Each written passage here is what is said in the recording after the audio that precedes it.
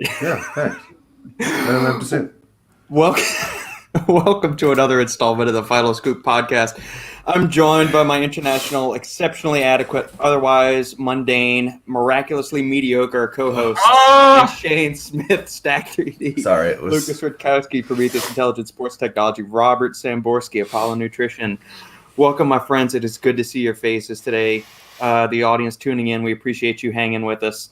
We're a little bit later starting today than usual. That's because I had to put the halfling down for her nap. Sandy's out having a lunch date with one of her friends, so we shifted things about 10 minutes. But anyway, we're off to the races. And Shane, before we get into the topic that we were just discussing before we hit the go live button, go up and show that sexy shirt again. Oh yeah, That is fantastic. I Take like a that. look at this bad boy. I got bored this week, so I printed some shit. How much does it cost to just do like a one-off like that? Oh no, we have like this printer, and it's got like a little blade, Mm-hmm. and so you can feed in like t-shirt print stuff, and it'll cut it out for you, or you can feed in like wood, and it'll cut it out for you. So basically, it's like a knife printer kind of thing, and then you just put it on a shirt. I don't know. I think I bought like 200 of the sleeves that you can kind of print onto for like $20, $30. So Oh, that's not bad at all. it's pretty cheap. It just takes time to sit there, print it, peel it off, put it on. Okay. But compared to Yeah. going to a store. I've started, I don't know how it's been as far as emails to y'all or messages or whatnot, but I've been getting more and more requests for us to have some kind of merchandise up for a sale. So I got to figure out which back end channel supplier to use, either Teespring or I know there's like 18 different ones that you can plug in through Shopify, and we can just have it set up, I guess, on the supplement engineer side, or we can put a direct link in the show notes for each of these episodes. But if y'all have any suggestions, and for the listeners tuning in, let us know what other kind of merchandise. So I'm thinking hoodies and t-shirts thus far. Do we want I'm to do working anything? on hoodies right now, and they should be ready in like a week or so. I But think they will be just exclusive for us, for four of us. For the four of us, boxes okay. of boxes of tissues as well. I think would be nice. Boxes of tissues. And also a personal request: teddy bears. Teddy bears. Teddy Do we bears? want coffee I like mugs? Do we want You know, to partner with like a CSA to get some vegetables, like with our logo imprinted on them too? well, that's just fucking retarded, isn't it? So it's the toilet paper thing. I think is fantastic too. I remember ages ago, I got this. It was on Amazon, and it was like funky gifts for Christmas. And I was like, this is cool. And it was a roll of toilet paper, but the paper was $100 bills. And I was So you're like, wiping your butt with $100 bills. and I got it, and I was like, oh, I'll get this for someone. And then I was like, fuck this, I'm keeping it for myself, and I'm wiping my own ass with $100. It's fantastic. I mean, it's not real $100 bills, but American maybe- or Australian? American. So that's like $150. Yeah, exactly. My brother's chiming in. He says we need beer steins with the Final Scoop logo on it, or we could have like rocks glasses, like bourbon glasses, something you drink like an old fashioned out of. Beer steins, I'm okay with. Something like the size of Thor that he would consume. I do like the other comment of It's bed, like bed mine. sheets. Yeah, like that Polish one you got there, Lucas. Paul saying That bed mug- sheets. That mug is epic. We've got another. We'll partner with the Bolin branch, so we can charge $500. So we get $200 royalty for using our logo on their $300 sheets. Is what we'll do. I told you here in Poland there is like farmers market. You can buy everything here, including sheets. So, Really? They just sell them out there? bro, it's craziness up in here. When Shane's gonna visit me next year, I will take him there, and he will take some pictures. Maybe he will post them on Stack. What are we talking about? Well, farmers market, Polish farmers market. They sell everything from vegetables up to like meats, up to like everything what you can imagine is up there. It's like one of those little like finicky, weird, antique-y. Yeah, bro. Gypsies, things- Russians, Those things Ukrainians, are fucking boring. Koreans. You've got everything. That I'm market sure you that I can- went to in Krakow that time, that was nice. Oh yeah. It was just food. That was cool. Yeah. I mean, it was a little bit none of the food I had ever had before, but you know, it was still fun. I remember. There's a farmer's market in the Galleria that we go to on Sunday mornings. We go to eat breakfast at a restaurant there, and then they have a farmer's market right outside. And I think in total, there's maybe 3 stands that are selling actual food. So one of them's like homemade pickled vegetables. One is a local farmer that's selling beef and cattle and stuff like that. And the third one is vegetables, fresh vegetables. And then the other 46 tents at this farmer's market are all just like tchotchke crap. Like it's useless stuff. There's 5 different like natural soap providers. Another one like 4 tents of like CBD products. There's one like hemp oil tent, and then other little knickknack crap. I'm thinking, I'm glad these people have found a hobby, or maybe it's their source of income. I'm just, how much of this shit do you need? Like, how many different versions of candles and soaps do I need?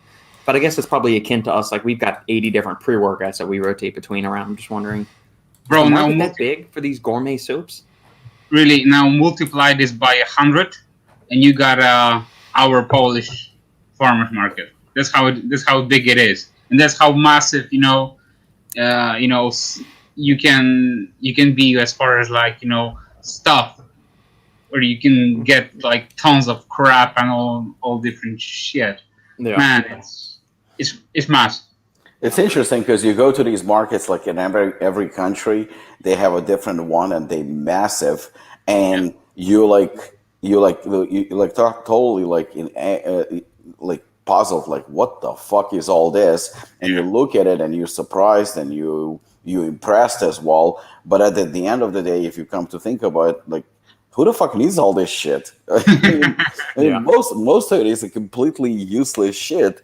But at the same time, like every country has one of these, and they differ from country to country, but it's very, very impressive. And but I still think my favorite one would be, I think, Thailand, because the shit that you see there, especially to eat, oh my god, I mean, you'll be surprised. You will have something like sushi next to corn, and next to it, there's gonna be like grasshoppers and shit like Monkey that, head. deep fried, and people are eating them like popcorn. It's very interesting. Fascinating. Shane, are you up for a Final Scoop branded vegetable knife? No. Well, I Smell mean, that? we could make. Do you need like actual knife for vegetables? I thought you just fucking broke them with your hands. I slice mine up. I prepare mine like What the sometimes I'll fuck for? julie in them, sometimes I'll chop them, sometimes I'll do a chiffonade Who of are basil. you? Who are you presenting to? What the fuck? Myself. I want my food to look good and taste good. Why? Why not? I It's the mean, details. Life is about details. Here we life go is again. about details, but that's not details. No one gives a shit. What? Have you seen how it comes out? Do you think your body cares? You think it's gonna be like, oh, thank you for kindly slicing my fucking chewy vegetables. I'm gonna shit way nicer now. No, it all comes out like a log. It's no different. Hold on. A knife for your meat makes sense, although I use scissors. Hello? This is an important message. Este mensaje se repite en español. The COVID-19 situation in Austin is dire.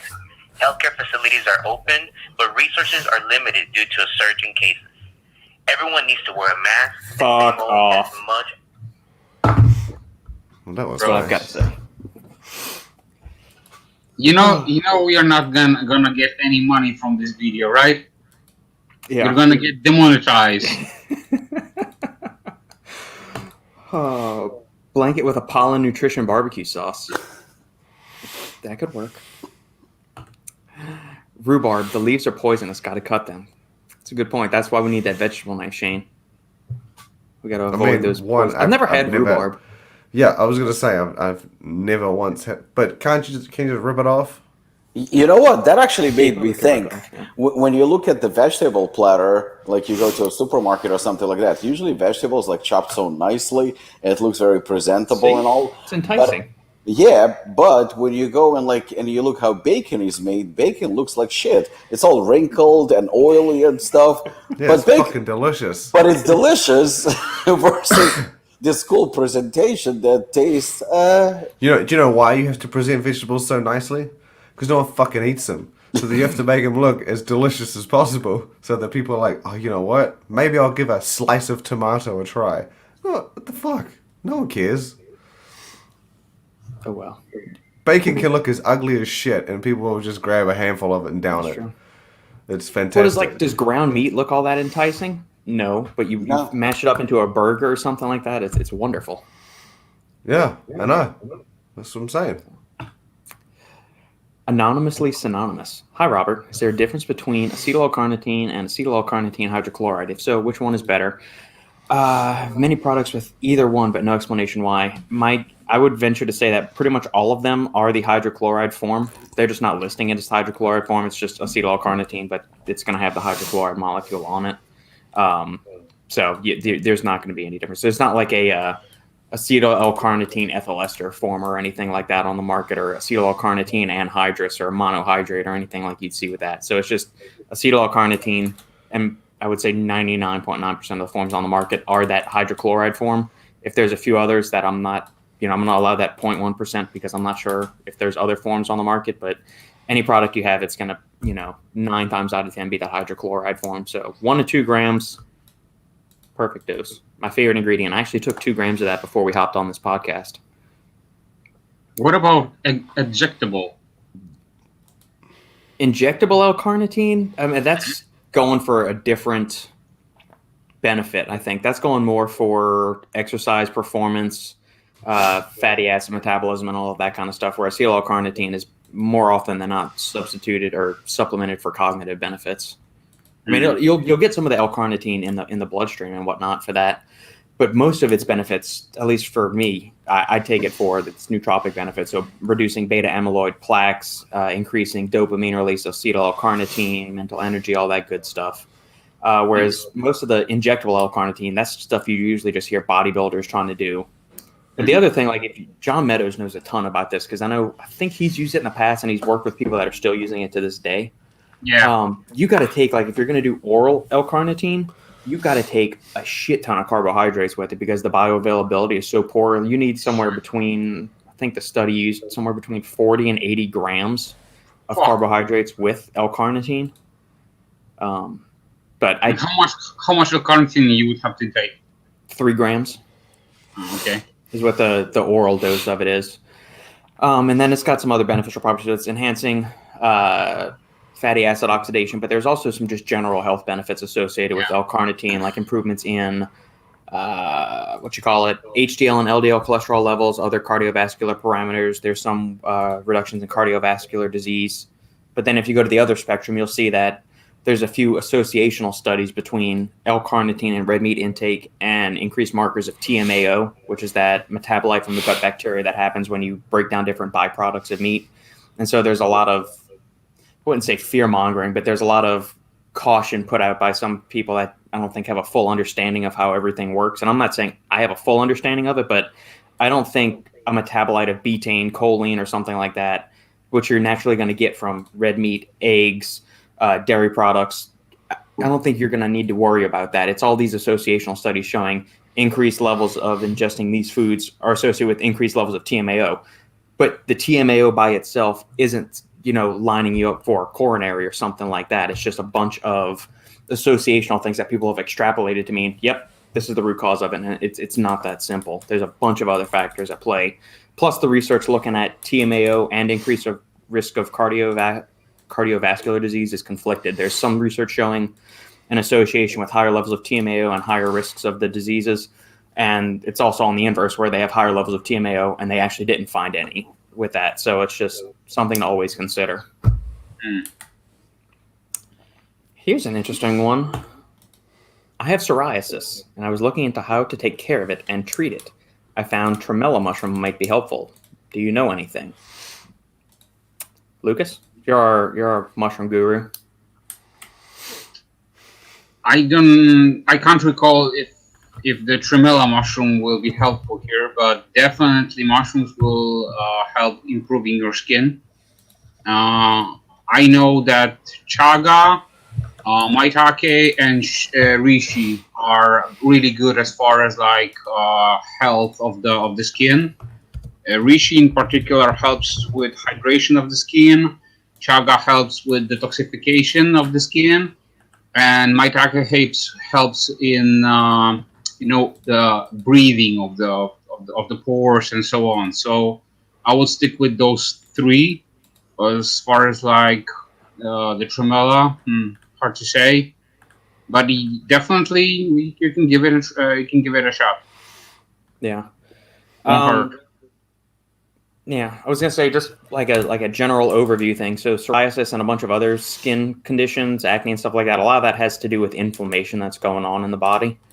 So we know that mushrooms and a bunch of other foods like turmeric, boswellia, all these things have anti-inflammatory properties. So maybe that is the mechanism by which the mushrooms are helping combat some of the psoriasis, is that it's the fun little polysaccharides that are in mushrooms and some of the other bioactives are conferring anti-inflammatory effects, which are going to help lower the systemic inflammation that's contributing to psoriasis.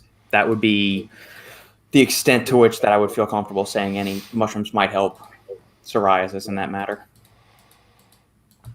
You can also try the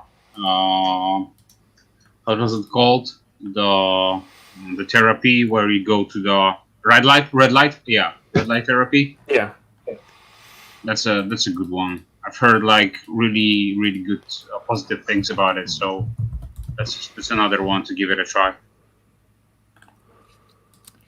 Creamy. If I'm eating 2,500 calories on a deficit, how much over is acceptable when having a cheat meal? I'm not trying to go over 2,000 calories, but was wondering if 300 to 500 would hurt long term. That's your deficit, bro. Eating 2,500 calories on a deficit. Okay, so let's assume his maintenance is 3,000 calories. How much over is acceptable when having a cheat meal? I'm not trying to go over 2,000. But it's just one day. Even if he's gonna go for just like one day, it's not gonna hurt him. He would have to like binge for at least like 1 week just to do a lot of damage. Just so you know. So 1 day is only maybe gonna do some retaining as far as like fluids, those kind of things. But it's not gonna make him fat straight away. Yeah. And plus, on top of that, even if he's on like a deficit for quite some time, his glycogen level is gonna fill up, and with that he's gonna also gain some extra water into his muscles, because glycogen will take extra water with carbs. So Yeah, Lucas is right. I mean, number one day is not going to change a lot. I mean, you might have some water retention or weight might go up, but even if you go up 10 pounds, and when I used to do this, I remember like I was never much into counting calories, more like I go by instinct. But I remember when I would be cutting, I had this like one day where I would eat a lot of carbs without really counting how many carbs I'm taking in. I mean, I'm not like that. I find it a little bit boring and predictable.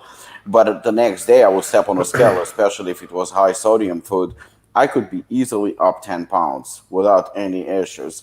By Tuesday, Wednesday, that weight is gone. And, because clearly I didn't gain 10 pounds of fat. It's just my body reacting to sodium, maybe intake or high carbs, and retaining water and retaining weight. Another thing is I'm not a big fan of saying the word calorie deficit. And the reason is because if you very long time on a 2,500 calories a day, that's not really a deficit. That's maintenance, because your body will get accustomed to any level of calorie intake.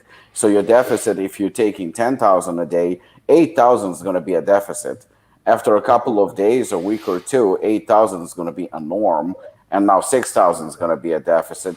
So deficit is very, very tricky, and you have to constantly, if you're trying to lean out or whatever, you constantly have to trick your body into thinking that it's in deficit. So the calorie manipulation throughout the week is essential. Is 300 or 500? That's also very hard to establish, because it depends on body weight, on your on your goals, on your genetics. I mean, there are so many factors that go into it, and sometimes you don't even need to go into calorie deficit in terms of dropping calories. Sometimes you can just increase your cardio, so you're going to expend more calories through exercise. Or So meat. it's yeah, or increase or drop carbs. I mean, there are so many ways of doing it. I think that the best advice is not to give you an advice and basically experiment yourself and see how it goes and how your body reacts, because there is four of us here and pretty much all four of us are different.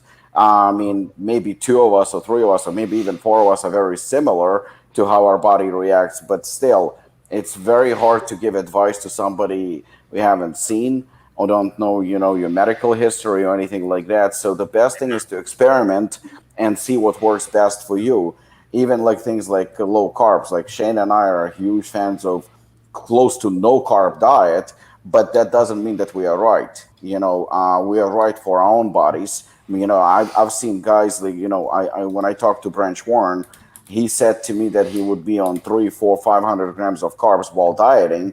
3, 4, 500 grams of dieting, I'll be fat. I mean that carb intake for me, I'm carb sensitive. I would get fat. But Johnny Jackson, who is his training partner, would be on very very low carb diet and would kick in cardio because for him to get in shape would be a lot more challenging. So two friends, two training partners, but completely different approaches. So I would suggest just experiment, play with carbs, play with calories, play with cardio, and establish what works best for you. Yeah, I mean, we'd probably need a little bit more information on your overall lifestyle, diet, training, where you're at right now, how much weight you're trying to lose, Creamy. But one cheat meal once a week, I mean, provided you're not eating like a complete asshole and going 2,000 calories over your, like, so say your typical weight loss calories that you're trying to stick to is 2,500 calories.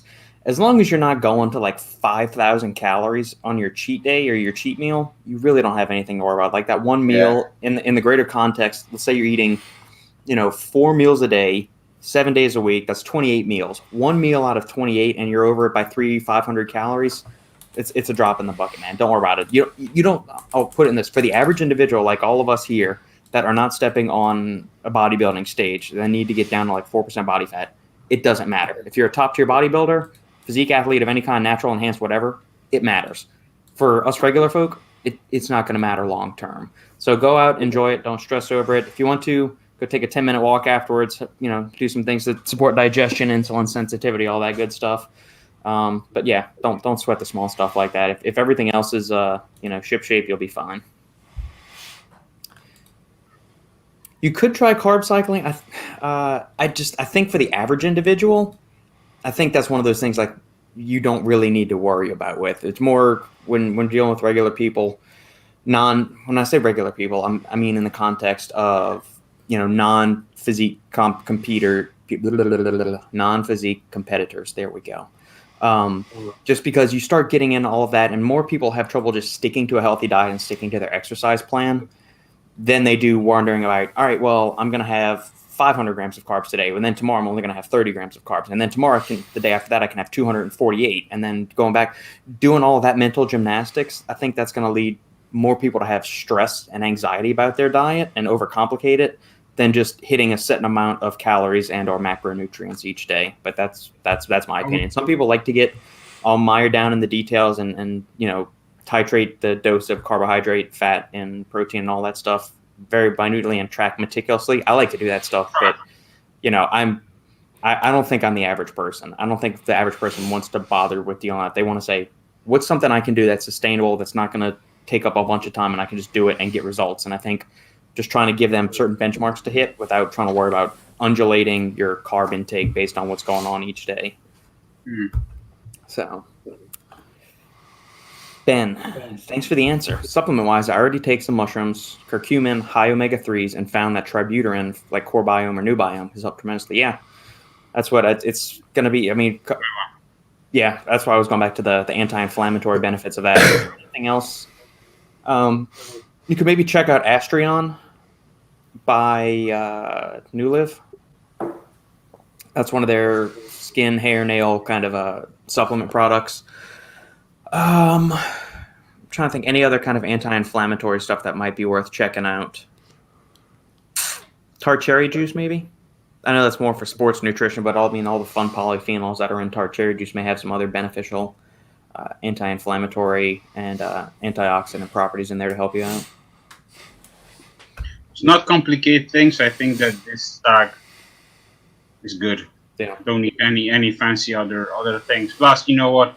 We don't have to like make a pharmacy out of his home. So yeah, just like stick to like 3-4 compounds. Plus, I think these are good. You can also invest in NAC, which is our favorite probably, right? And acetylcysteine is awesome. Yeah. Okay. Robbie from Jiffy Jank. ETA on the barbecue sauce. I tried Mr. Taste barbecue and honey mustard. Have to say it's pretty solid. Yeah, I tried that too. It's pretty good. If all goes well, probably 2-3 weeks. Cool. That's Is it going to be only local to Jersey, or is it going to y'all going for like mass distribution? What's going on with that? No, it's gonna be mass. I mean, what we're trying to do is just like get a small run, see how it goes, and let people try and then see if we're gonna expand on the line or not.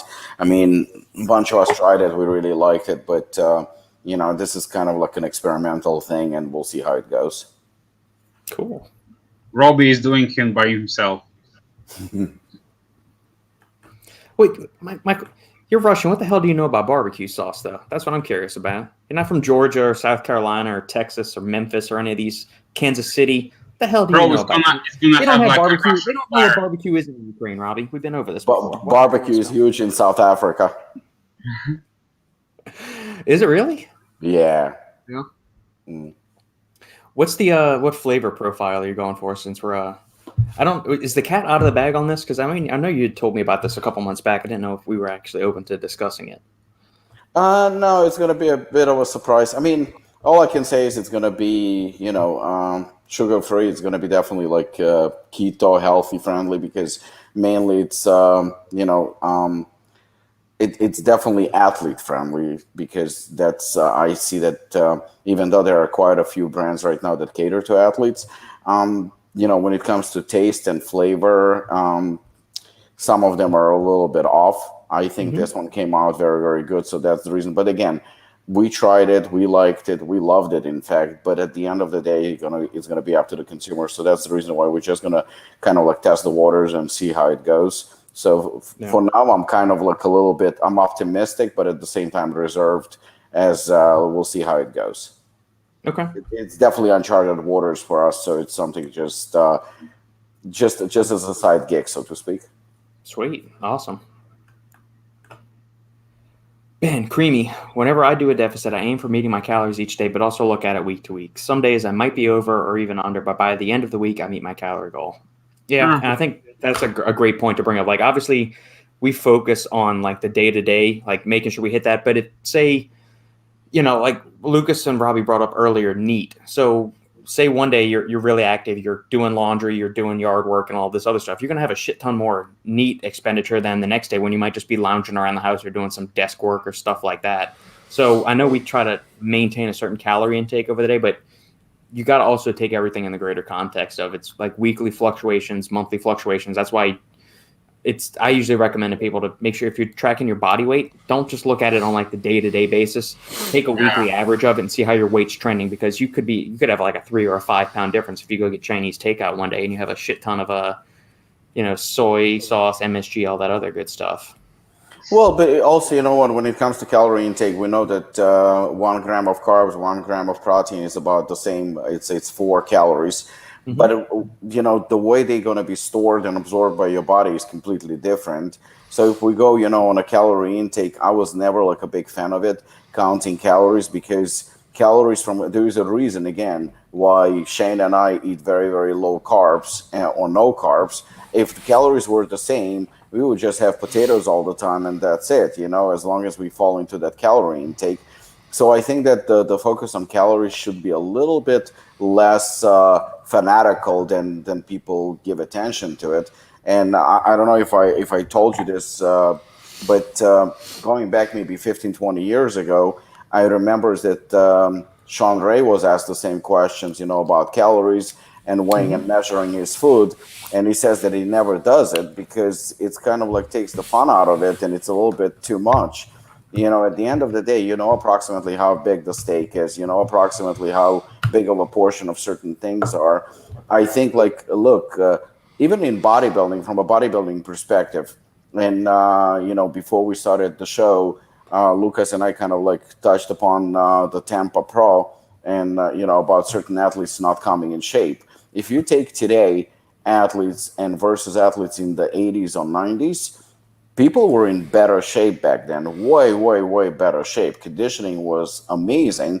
Today, you have on stage, X amount of athletes, 50% of them are going to be out of shape. And that's me actually being nice. It's far more than 50%. Only a few that actually will come in shape. Yet, each and every athlete has a coach. Yet, each and every athlete is counting calories. Macros are thrown. I mean, words that were foreign only a couple of years ago, like macros and calories and counting carbs and this and that, it was way less scientific. There were less drugs. There were less, performance enhancers. There are some types today that I don't even know what the fuck they mean. Yet people were in better shape. So that should actually, I'm a huge facts person, and I only pay attention to that. If we are talking about calories, okay, so the calories from steak are not going to convert to body fat as the same amount of calories from potatoes. So why are you counting in the first place? What are you accomplishing in that? Maybe for your own records or something like that. It's the same thing as, a 200 person who is 5'8" can be obese, and 200 person who is 5'8" can have only 2-3% body fat. It's completely different things. I mean, you can't just pay attention to calories. You can't just pay attention, to those things. At the end of the day, it's actually a lot simpler. I think we are overcomplicating things these days, and I think that we're getting a little bit too, scientific and using a little bit more mathematical approach. Well, it should be you just enjoy it. People are taking gallons of water around the gym and saying like, oh, how much am I, taking a gallon of water or 2 gallons of water? I think that the fun out of bodybuilding and the fun out of exercising and just enjoying the journey is taken kind of to a lower degree. And the science or perceived science is taking a little bit too far. It's the same thing as like when we discuss supplements and ingredients, we're talking about the scientific data, and everybody says scientifically proven, but it's not. It's not scientifically proven. It's bullshit. You've got evidence. Nothing was really ever proven in science. Yeah, nothing is ever proven. And at the end of the day, I mean, which one? I mean, I think the four of us represent slightly different age groups, but at the same time, I think that all four of us are in pretty decent shape. And how many of us actually do count calories to such drastic, degree? I know I don't count calories at all. And I think I'm in fairly decent shape. But I know, when I go overboard and when I need to scale down a little bit, and when I'm overweight, meaning fat, I know these things. All I have to do is I don't need to step on a scale. All I have to do is just look in a mirror to see how I feel, and that's it. And I know whether I need to scale down on my carbs, to increase maybe calorie expenditure through exercise and cardio, but not necessarily I need to count and record everything for my records and stuff like that and get overly scientific. I think that if we were to simplify things, the results would be just as good, if not better. Yeah. Alex from Yummy Sports says, train harder, sleep better, eat cleaner, less drugs, better quality muscle. Yeah. There's a lot of people that would agree with you. 100%. A lot of people that would agree with you on that. Brooke, I sort of fell into intermittent fasting. I hope you didn't hurt yourself when you fell. I don't get hungry till way late in the day. I normally just eat till I'm satiated, and then I'm fine till the next day. I did that. I know Lukasz is a fan of intermittent fasting. I did it for a long time, not because of any I didn't really buy into the whole biohacking, autophagy thing. I was like you. I don't get hungry typically in the morning. Lately, because I'm trying to actually, get a little bit bigger. and not be the strong, skinny little bitch that I still am, I've started trying to force myself to eat in the morning. And so I've started trying to do that. It's just I've never had a big appetite. Like I've always had to force myself to eat in the morning, or else I could go till easily 2, 3 o'clock in the afternoon without eating anything and be fine. Yeah. So how do you? Are you still doing intermittent fasting, Lukasz? Bro, of course. Yeah. I don't remember how many years I'm doing it, but this system just works for me, and that's basically it. You know, I'm not a zealot, so I never like try to push to anybody like my protocol, because what works for me doesn't mean would work for anyone else. Right. But I'm just get used to it. It works for me because, you know, from my standpoint, and due to my work schedule, it works for me like that. I wake up every day at the same time, go straight up to the gym and work out. When I finish my gym session, then I have my first meal of the day. So that's basically it, you know, and that's how I work. I usually stop eating before 6 p.m. So that's basically it. I'm not like you know, huge guy as far as like eating late at night or something like that. It's not me. So that's basically it. And if it works for you, it works for you. Period. Exactly. You know, that's it. I tried intermittent fasting and it didn't work for me. Number one, because I need to have my breakfast and cup of coffee, because if I don't, I'm an asshole. I mean, I'm an asshole. Son of a bitch. Yeah, I'm an asshole as is, and that just makes me a bigger asshole. But seriously, it just not that it didn't work for me. It just I don't know. I guess it didn't fit my style, my lifestyle, or whatever. But I'm not against it. But I'll tell you what, just like Lukasz said, Marina's been doing it for the past couple of months. She is leaner. She feels better. She absolutely loves it, and you know, I think. She starts her first meal at 11, and and she makes sure she doesn't eat after either 6 or 7 p.m. And you know, I even noticed like she exercises, she's actually stronger. She's definitely fitter. She looks better. She improved in the last couple of months since doing it. And you know, I mean, again, why would I argue with something that works? Yeah, it's a tool in the toolbox. It may not work for you right now, but that's not going to say it doesn't work for you 6 months, 6 years from now or something. Fine. Like I did it for a long time just because it was the way naturally things went, and then I don't do it really anymore. But I can easily. Like I didn't have anything today to eat until 11 o'clock or so after I finished training. It kind of depends. The main thing is that what pisses me off is when people are like pushing on each other. Like if something works for them, they're like being super religious, and they're trying to say, do this because this is the best method. No, it's not. You can do keto, you can do paleo, you can do lots of different types of like stuff, and if something will work for you, stick to it. That's basically it. Yeah. Zan Andito. I've been doing intermittent fasting for the last 2 years or so. I train fasted, even full body workouts fasted. I love the way I feel. That's it. It should definitely continue. I hate training when I feel like I've got food in my stomach, and that goes back to even when I was a kid with taekwondo and everything. I never liked eating right before we did anything. That's a recipe you eat, because I would always eat like a peanut butter sandwich with Doritos and a glass of milk afterwards. But if I tried to eat that before doing all that jump kicks and stuff, that's a recipe to have all that stuff come right up on the mat. Definitely, 100%. Not gonna happen. You know, talking about weight, did you see the size of the fucking weightlifters in the super heavyweight division at the Olympics? I did not. There was a 21-year-old girl who was 150 kilos, and she's my height. Holy shit! I was like, because I liked watching the Olympic lifting, and as you go up in the weights, they're all like just shredded to fuck, right? They're all like lean little dudes, little girls, like they're just diced. Especially the Chinese guys, they're just like fucking under 10%.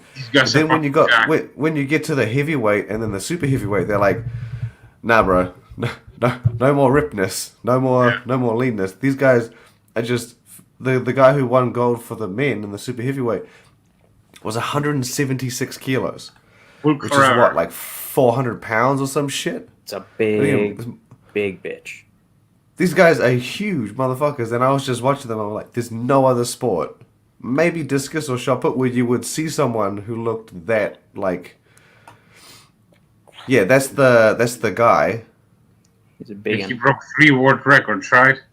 Yeah, he Here, broke the here. snatch, the clean and jerk, and then obviously Lukasz broke the Arabi. combined. How do you pronounce this? Damn, I know he's from They Georgia, s- and I know y'all aren't from they s- Georgia, but they it's said- got that Eastern European thing going on. So They said Talakatsi. Okay. Lasha Yeah, the Talakazi. Lasha was No, it. yeah, Lasha Talakazi. Look up the girl. I can't remember her name. I think it was like Lee Winwin or something.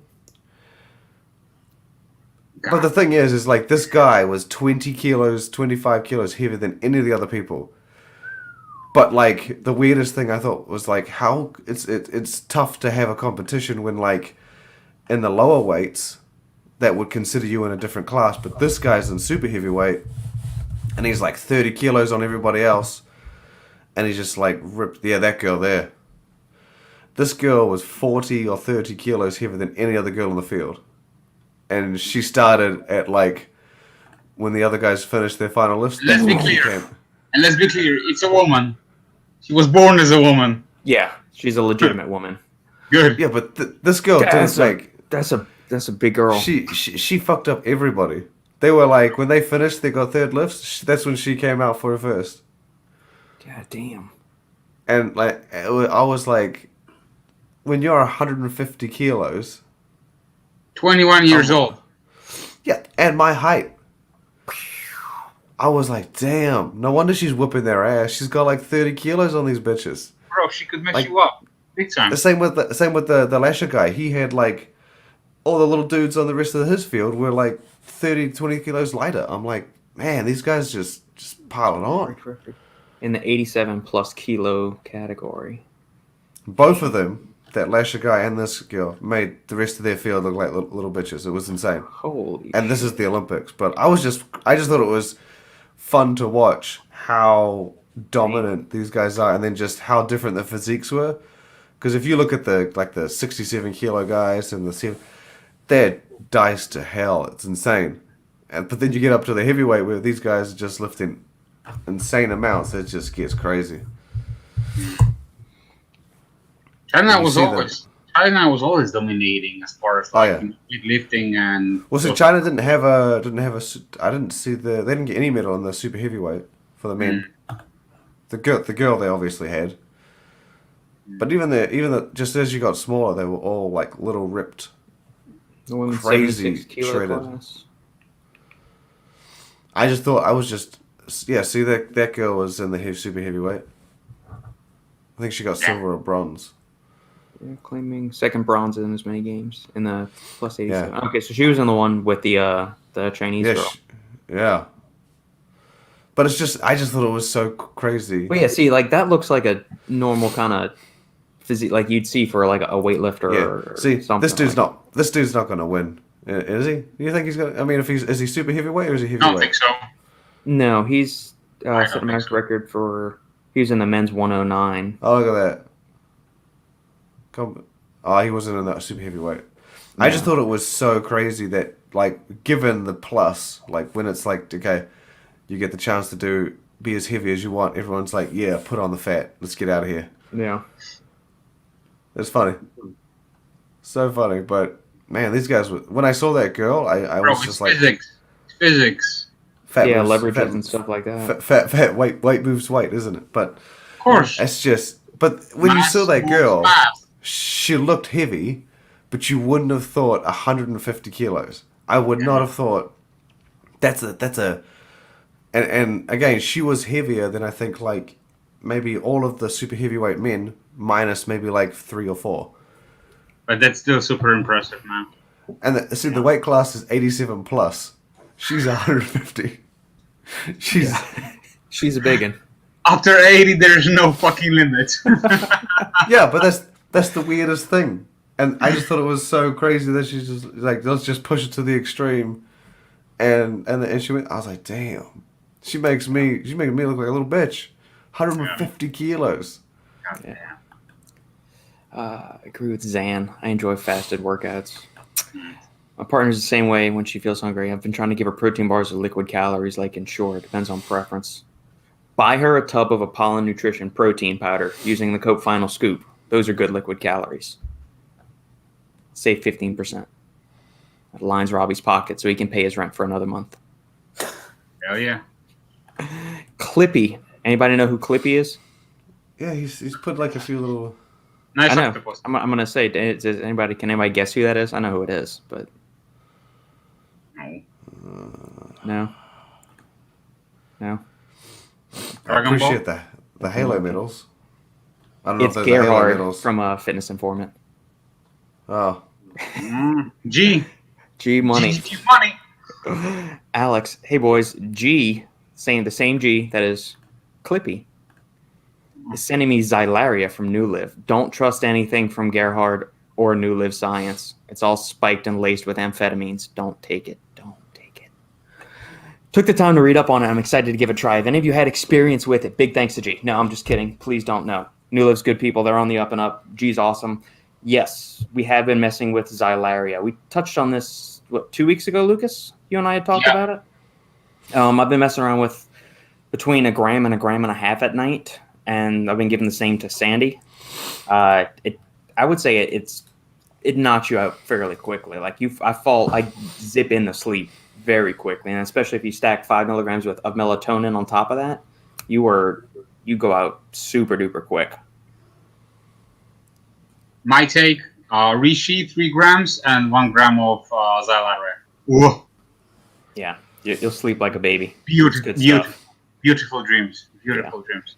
Yeah, Robbie, whenever we get around to that sleep aid for Apollon, that ingredient. Yeah, I love that ingredient. I mean, from what I read, it's a solid ingredient. Yeah, we're gonna put that in there. Probably really good. Yeah, It's really good. maybe G will give us a discount. He'll give us the inside scoop on it.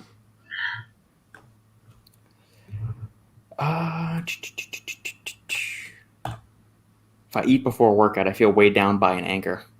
Yeah, same. Agreed. Yeah. I see that a lot with people preaching their specific diets. Everybody is different. Keto, intermittent fasting, let people live. You don't have to eat 5 meals a day. Couldn't agree more. Your body, figure it out, and also depends on your lifestyle and what other kind of commitments you got going on. Are you training Are you doing like 2 days training like you're a high school athlete that's got practice in the morning and then the afternoon? Or are you doing super long competition days where you've got multiple soccer matches in a day? Or are you just somebody that goes to a 9 to 5 job and then you're just training once a day? It's completely different depending on the spectrum of we stuff. can all agree though that vegetables suck regardless of your diet. Like, I'm offended. It's the presentation.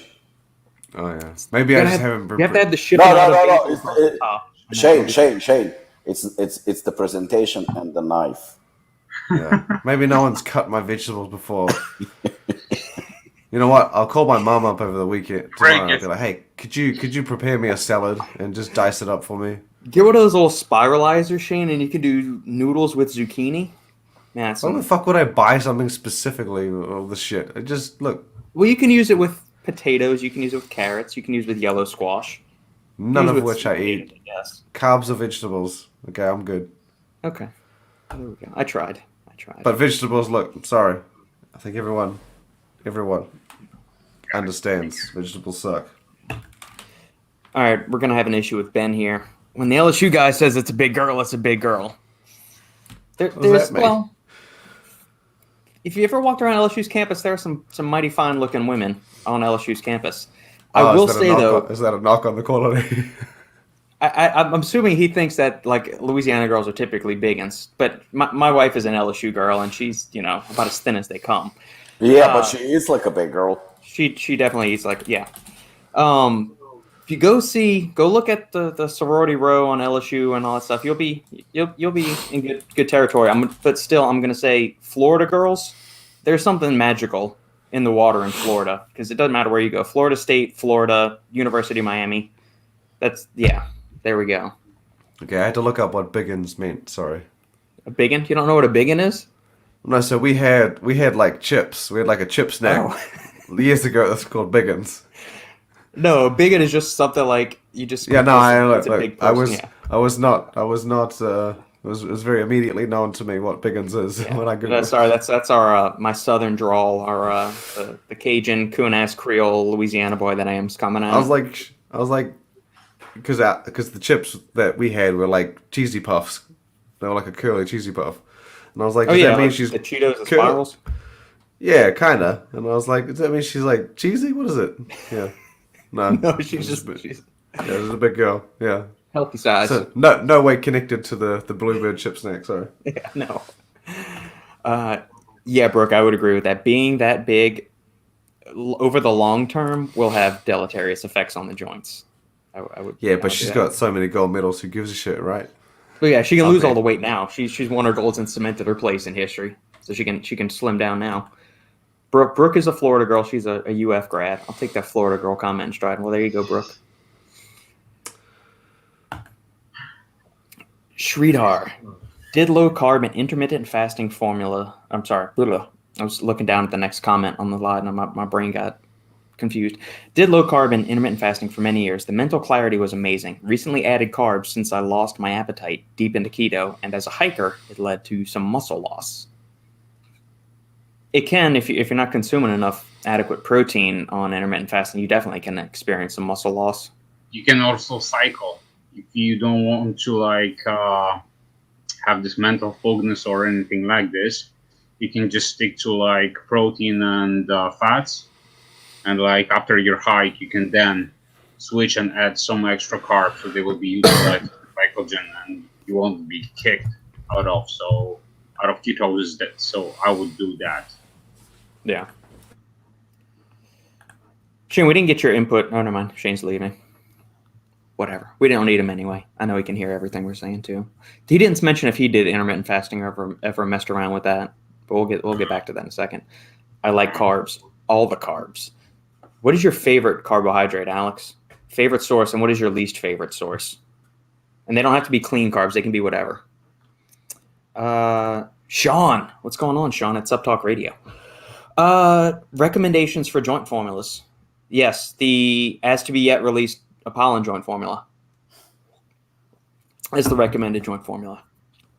We touched this topic like also last week, I 2 think. weeks ago, something like this. Yeah. Orthogen by Morphogen is fantastic. SNS Joint Support XT is fantastic as well. I've heard good things about Animal Flex, but I've never used it.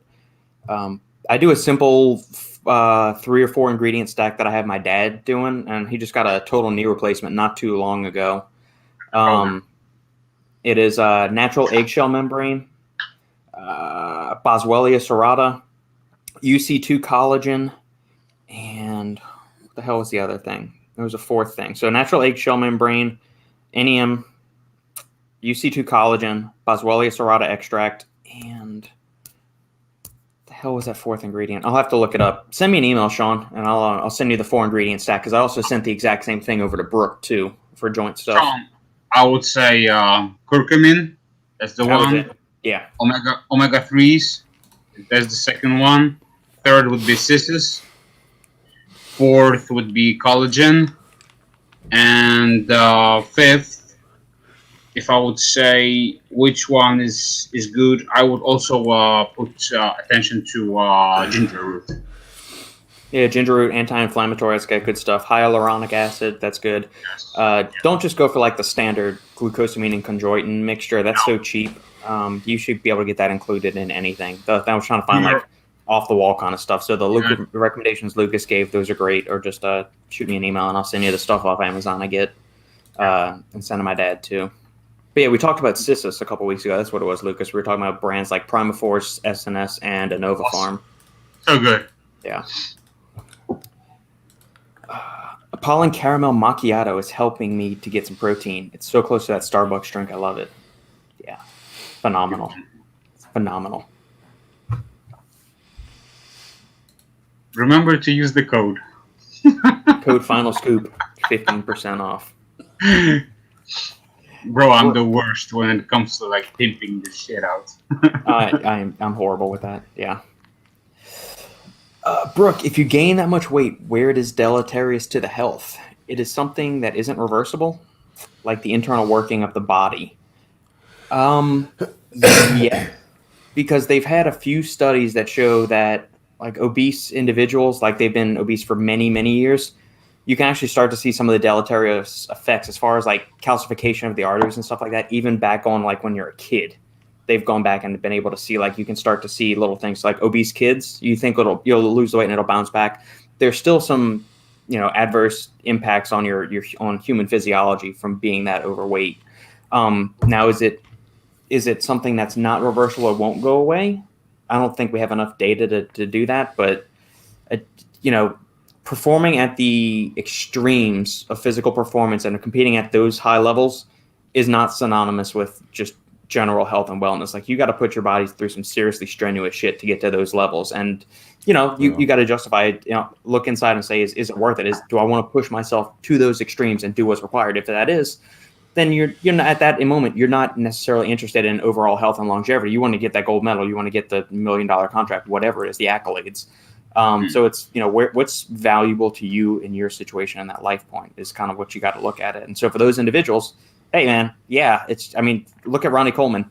Shit he did was not healthy, but he's the greatest Mr. Olympia of all time, always will be that way. And he doesn't have any regrets about it ever. You see him, he's still very jovial, cordial, happy, and everything like that. He doesn't regret it at all. He's been asked, if you could go back, would you change anything? He says, no.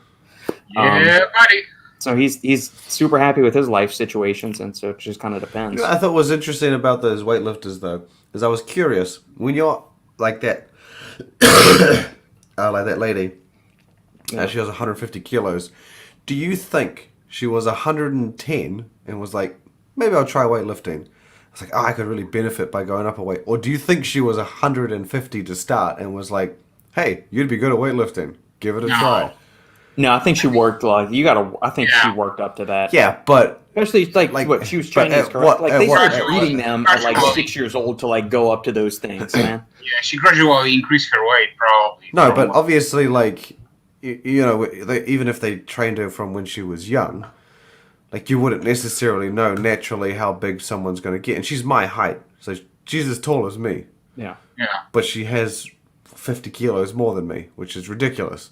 But still, my point is like, at what point were they like, hey, let's get you to 150? Or do you think she just naturally got to a large size? You know what? Same with the other weightlifters as well, because I was curious, like, surely they weren't all started when they were 5. They would have started in their teens, and they'd be like, hey, you're really heavy, give it a try. Or do you think they started in, like, the lower weight categories and were like, I'd be much better if I just slapped on some cheeseburgers?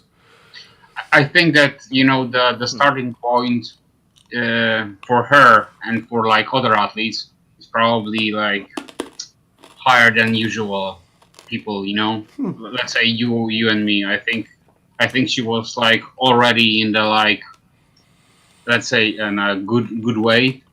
And probably, after that... Yeah, like, I don't think she would have been, like, 70 kilos or 60 kilos. She had to have been naturally... Yeah, that's my point. Heavy. Yeah, that's what I think. Yeah, but she was, again, you she don't was get up not to that the big average. without trying. I think she may have been on the thicker side. Mm-hmm. But, I mean, there's different degrees. Like, you could be larger, but then to go to that size, I mean, that takes some serious eating. Yeah, that's what I was saying. I'm like, at what point are you like, maybe I'll go down to the lower weight class? But then I was like, maybe she just is naturally that heavy, and then it just suited her more. I was curious. I was just thinking, I was like, it's, how do you stumble into that weight class? Yeah, I don't think there's any opposed to stumbling. the It's like lower. you pursue that with like the same thing with like the super heavyweights in the IFBB and things like that. You're not just gonna, like, Ronnie Coleman didn't just wake up and say, I think I'm gonna go compete at 300 pounds on stage weight. Like, you got to eat, and you hear about Jay Cutler. Yeah, but theirs is a little different. They're all shooting for that. They put on as much muscle as possible. If it happens that they end up at a certain weight, so be it. Whereas this one, these people are shooting for a weight, and obviously trying to figure out at what point is it still efficient for them to put on a kilo will it help you gain more strength, I guess. Yeah. Anyway, it's interesting. Yeah. Brooke, thank you so much for the $5 donation, Brooke. You're awesome. Donation towards some freaking merchandise, a vegetable knife for Shane, and letting people live their life. Yes. Can I Amen ask, to that. what is the difference between a knife and a vegetable knife? Just curious. There's so many. Like, I'm not going to use a butter knife to cut vegetables. Okay, let's just say you have a knife that cuts meat or people. Yeah, I've got one knife. Is a vegetable knife any different from that, or are we just talking about a sharp knife? That's not like we're just talking about a sharp knife, but we're just going to yeah. call it the vegetable knife. It's a point I of just thought I was like, differentiation. is there something special? Like what? Like does it have? I don't know, wavy edges or some shit. I don't know what vegetable people eat. I mean, I've got a couple of different knives in the kitchen, not a specific vegetable knife, but I'm saying, smart ass. I was trying to swallow by Robert. No, but it's like I've got a Santoku knife, which is it kind of has a tip that kind of goes down here. I've got a regular chef knife that curves up like that. Here, I'll bring these up so people know what the hell I'm talking about. I mean, look, I got two knives, a big one and a small one, and Yeah. they're both sharp. I cut meat with my scissors anyway. What? Yeah. Who the hell cuts You meat are- with scissors? You are Scissors missing are out fun. if you're still cutting your meat with fucking knives. You're living back in the early 1900s, my I'm friend. with- People in the I comments, would please say- tell me you don't cut your meat with knives. I'm with Shane here. Please, I'm with please Shane back here. me up and make sure I don't. Just It please. is. Please. There's actual meat scissors, actual food scissors. You can buy Yeah. them. So I have a Yeah. knife That like makes this. It's not this exact model, but this is what a Santoku is. So you can see here, and it kind of drops down like Yeah, that. that's what I have. Okay, so you have a To cut it- Santoku knife, I don't fucking know. It's a big knife. It's to cut everything. right? But do you have something like a regular have a chef's smaller knife one. where it curves up instead of curving down? So something more along the No, lines of this. no, not that one. That one's useless. Why is this one useless? Wusthof, that's like one of the down, best go brands you down. could possibly buy for a chef knife. I don't know. I don't know at a time when I would have something that long and when I would want it to curve. That's I too just wanna- small. But that's for That's like what if I you're just- like doing that's like what a I bunch wanna- of mise en place and you're ripping through a bunch of vegetables, you just let it rock and roll on the board, man. You slice through everything. That's I too just small. told you that you got scissors. You're gonna cut celery with scissors? When the And fuck am I onions gonna with eat scissors? celery? When the fuck am I gonna eat onions? If you're cooking a stew or borscht or something, I mean, a You're gumbo. missing the point when you're starting the sentence with "When are you cooking onions?" Never. Actually, never. Never have I cooked onions or whatever the fuck the other one is you said. Never. So why would I go and buy a fucking knife to be like, oh yeah, I'd love to cut my shit into smaller pieces? No. I That's feel what like I the need to scissors are start a for. cooking channel now. Google meat knife and something will come up. Oh, sorry, meat Yeah. scissors. Meat scissors. Wait, no, meat. We'll go meat knife first. Yeah, see? I've got Type this in- one. This bigger one. This one? See, like I've seen that before, like at the barbecue joints where they go and slice it. I mean, that's Closer to the some right. business. Yeah. Closer to the right. This one? You This got the one, meat yeah. cleaver from the when they used Oh, in bro. Yeah. That's me. That's the meat butcher cleaver, knife. the Butcher knife. cereal Exactly, color knife. man. Yeah. All rounder. One knife does it all. Yeah, type in meat scissors. They'll have one. Guaranteed. There you go. Fucking. I'm just trying to think about when. I mean, I've seen kitchen shears for cutting off like the backbone of a chicken, but do you cut like your normal meat? So if you're gonna grill a steak, you cut your steak with that. Okay, one, I don't grill a steak or cook a steak. I just eat chicken.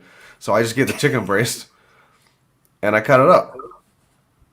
You cut it up into what, like little cubes or strips, or what the hell do you cut it up into? You don't just like cook the bitch whole.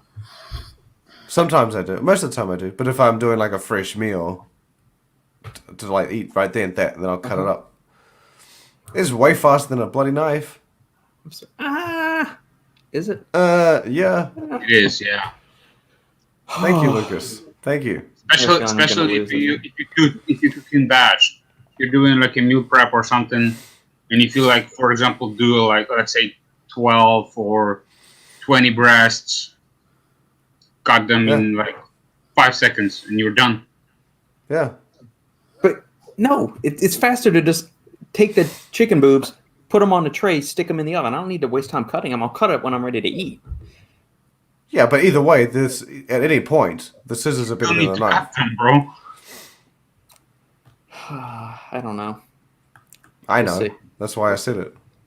That's Meat scissors. Invest in some. You'll thank me later. Okay. I'm not buying a fucking vegetable knife purely because, like as I said, I don't eat vegetables, so there's absolutely no I'm point. curious what actually comes up if we search for a vegetable knife. It's gonna be your face.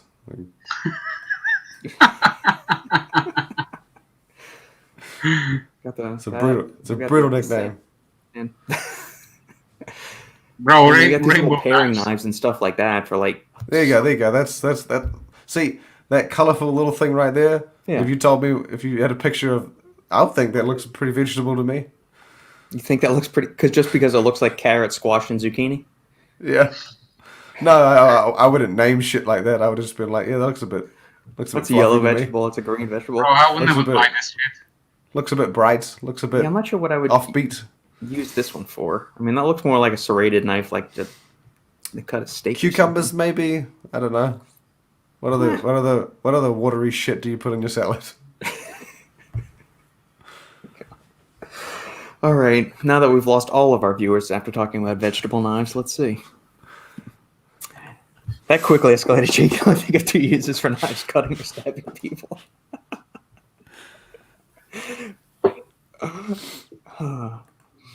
Risky business, openly typing meat into your browser search for all of us to see. Yeah. Man, I got nothing to hide. Got nothing to hide. I typed in biggins. I was. But you didn't share your screen when you were typing in biggins. Those knives are amazing. Yeah, Wusthof knives are great, and the Santokus are great. I've always liked those a lot. Wheats, just a big thanks for the new Chaos V3. Yeah, Wheats has been asking for Chaos V3 to be released forever. Also love the Mojito Hooligan. How's the reception been, Robbie, for Chaos V3? We just started selling it yesterday. I mean, the orders are definitely like piling up because people that liked the previous Chaos, I mean, it's basically the same thing. Just look, like TJ said, it's about 15-20% more. So, you know, there are no like really surprise. I mean, there are a couple of surprises, but nothing like drastic. Trying to stick to, you know, to the same kind of format and to stick to the same base. But yeah, no, the reception, because we were out of stock on Chaos, I think, for about a month or two. So the demand is like really, it's funny because Hooligan and Assassin, Chaos and Shogun, they have such faithful followers.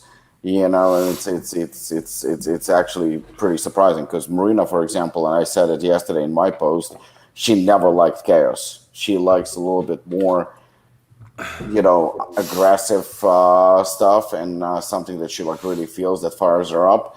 I like, you know, when I diet, I like a little bit more of that draining feel where I like really feel like I'm dieting, and I think Chaos kind of gives you that a little bit more. So I think like they both have their own fans, and you know, it's good. But I did try. That's the first time that I've done it. I think 2 or 3 days ago, I did half a serving of Chaos and half a serving of Shogun, and I really enjoyed that. I think the balance was perfect. You know, not too extreme, but at the same time not mellow enough. Just perfect combination. Cool.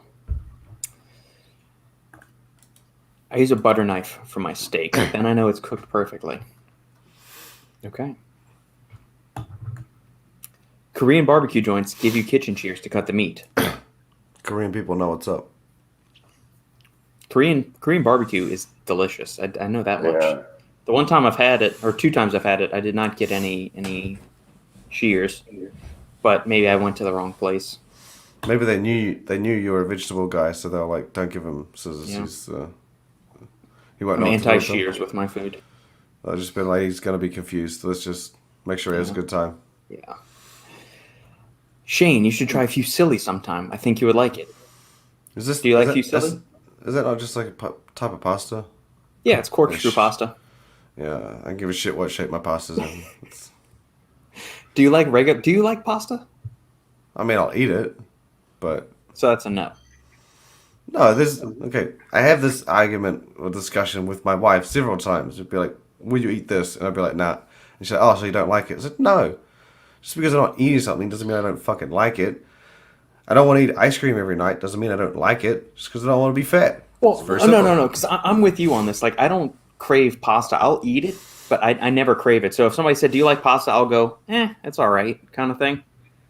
I mean, I'll eat it, Yeah. I don't hate it. I don't like it. Right. I don't love it. It's just, it is what it is. Yeah. Have you ever I had think- fresh handmade pasta before?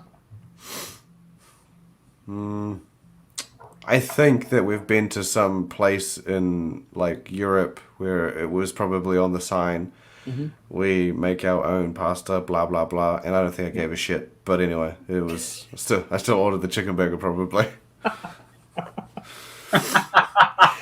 But it's The chicken burger, is it a chicken patty or is it like just a chicken sandwich? I don't know. I don't remember. I've had too many chicken burgers. I can't remember the time what they served me. The vast majority of times you've ordered a chicken burger, is it in the shape of a burger patty or is it like a grilled chicken breast that's on a bun? Oh, I mean, in Europe, you could get God knows what. It could come out with pieces of chicken. It could come out with grilled chicken. It could be crumbed. It could be fucking anything. I don't remember. I like it. I prefer it to be the grilled chicken. But Yeah. like I said, and when you go to different countries in Europe, it's a mixed bag. You get what you get, Brad. Okay. Do you like cheese on your sandwich or no cheese? Cheap. Okay. Don't mix sandwich and burger. Okay. You need. I know that's an American, like you guys do. You call sandwich, yeah, whatever. Burger. We'll just say burger to keep it sane. Okay. Yeah, put cheese on the burger. Right, but on the chicken one, like if you get a grilled chicken sandwich that uses a bun like you would on a burger, do you like cheese on that as well? I'm not gonna care either way, but I would prefer that it's not attached to the chicken because then it melts. What's wrong with you don't like melted cheese on it, or you prefer then not to I have melted cheese on it? I prefer to have I prefer to be able to bite into it evenly rather than like the cheese slowly melting out of the burger. Interesting. You see what I'm saying? Yeah. No. Just I would like an an even dispersion of cheese throughout my burger experience rather than the Right. cheese like slowly falling off onto the side and then I get just chicken in the middle and it's dry as shit. I want to have some cheese in the middle. I don't think I've ever had that happen. And I've consumed a fair share of grilled chicken. But that's sandwiches because in you my life. probably. I don't think you've had a fair share of I chicken did. burgers. Don't confuse the two. But it's. I think you have. You probably didn't notice. It happens. Maybe not. I mean, there was a place that was when we lived in Louisiana. It was called Triple Nickel Grill, and I would get their brick house chicken sandwich every Friday night when Sandy would go there. We would start with an order of the fried mozzarella triangles. They didn't do the sticks; they did little triangles. And the second they would see us pull it up, we had in a habit of doing this. They would see our car pull up, and then they would drop them bitches to where when we got to the counter and ordered, they were handing us the mozzarella sticks, right? So we go and sit in that, and then I would get it was a blackjack chicken sandwich. So it was a bun. Grilled chicken breast, like they just pounded it thin. Then they put Monterey Jack cheese, and then they put bacon on top of that, and then you could get your lettuce and tomato on the side if you wanted to eat that. And I never had an issue with my cheese. I prefer the cheese being above the lettuce. Well, it was on the side, like so. You had your bottom bun, you had your chicken, then you had your bacon, then you had your cheese, and then on the other, then they would serve it open face. So then on the other side was yes. was the top bun, and it had the lettuce and tomato on top of that, so you could take it off if you wanted to or not. Yeah, I prefer it all together anyway. Okay, there we go. You notice how we always end up talking about food on this show? It's like 90% food talk, and then 10% supplements half the time. But then it's because someone starts a topic of conversation, and then I'm forced to talk about it. Yeah, that's true. All right, for any of the listeners that you actually have a legitimate supplement question, feel free to post those up. This is not just about Shane's hatred and vitriol of all things plant-based and my affinity for them and knives. Aren't nuts plant-based? Nuts are plant-based, yes. Yeah, see? So I love peanuts. Cashews, I love them all. Okay. Yeah. Well, so it's not a complete hatred for plant-based, it's just vegetables and salad. Oh, that's fair. That's fair. Lukasz, all right, plant-based. That brings me up to something. Lukasz, I know you listen to Fuad's podcast fairly regularly, don't you? Of course. It was the episode a couple of days ago. I don't know if it was the Bro Chat or something. I don't know. It was they started ranking they started off discussing the Tampa Pro, which was going on this weekend. Yeah. And they were talking about at somewhere on the point in the conversation, they started talking about plant-based fats versus animal fats, and they just said Fuad said something like, "Man, when I eat plant-based fats, I just feel slower during the day." And he said, "With animal fats, I don't feel as slow." And I thought, that makes no fucking sense. I mean, I love Fuad's podcast, but he said, man, when I just eat peanuts, I'm thinking like I just, all these plant-based foods, I just feel so much slower or something like that. And I just thought that doesn't make. I've never eaten an avocado and thought, man, I'm so slow after eating this avocado. But then I go and have a giant steak and I feel invigorated and so much, lighter on my feet. It's if anything, it's the inverse of that. I feel much around the other way. Yeah. Yeah, like when you have like a big like heavy, I don't like ribeye. I prefer like a sirloin or tenderloin or something like that. But anytime you eat that seems to stick with me a hell of a lot longer than doing like peanut butter, peanuts, almonds, avocado, or something like that. You know what? I don't remember when the last time I was like trying to implement into my diet, like the sunflower oil. Rapeseed oil, those kinds of things. Yeah. I usually stick to like avocados, as far as like nut butters, I go with like almond or macadamia nuts, those kinds of things, Yeah. And, but it's like saying that, fats like make him slower or something. Yeah, there's a few things that he comments every now and then. I'm thinking, you're a really intelligent guy, Fuad, but some of the stuff they come up with every now and then just seems like you know what? I actually think that he's very, very good at marketing. I think he's very, very good at hyping, and I think he's very good at creating, content and stuff like that. But you do have to take a lot of the things that he says with a grain of salt. I mean, that's just, for anyone who is a groupie and who is like just a fan, anything that he says, they will go like, oh, yeah, Fuad said this, Fuad said that, and it's all great and stuff. But at the end of the day, like, anyone with an even moderate level of intelligence, if you think about it, it's not like he's going to take a tablespoon of vegetable fat and a tablespoon of meat fat, and he's going to try each and every one and see how he feels. Because it's complete fucking ridiculous statement. At the end of the day, fat is a byproduct of one or the other meal, which he probably had. And even then, it's typically when you have heavy saturated fats, you'll actually feel sluggish. And that's pretty much proven. You will feel very, very sluggish. And you know what? I think he wanted to say with his comment that that the fats that are like coming from plants are like but the thing is, you actually have the plant. It's like what Shane said, that he likes peanuts and stuff like that. I mean, he actually eats peanuts, and the fat is just byproduct that they contain. It's a vegetable fat, and if anything, I'm almost sure that if you're gonna have, say, a small amount of steak that has saturated fat in it, animal fat, and you have some peanuts that will have, plant fat, I'm almost certain you're actually going to feel better on peanuts than you have I would have thought so. than steak. It's just common sense. So I think what he said was either ignorance and not true, or he said it to generate the reaction that that he wanted to generate, the talk and the hype and whatnot. But it makes no sense, not from scientific point of view, not from general point of view. I'll have some peanuts, and if anything, you know what, there were actually times where I would be on a low carb or no carb diet, and I would feel very, very, very sluggish. Like I would feel tired and exhausted. And I'm not saying because of keto diet. I would say that just because of training and exhaustion and cardio and whatnot. Not enough vegetables. Not enough vegetables. And I will have a handful of peanuts, and maybe it's in my head, or maybe they do help, but I would feel actually a little bit more energetic. They would actually help me with my energy.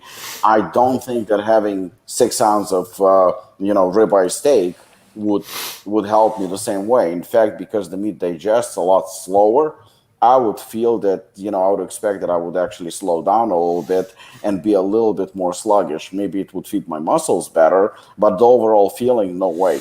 And that's exactly the same thing as we said about, training on an empty stomach.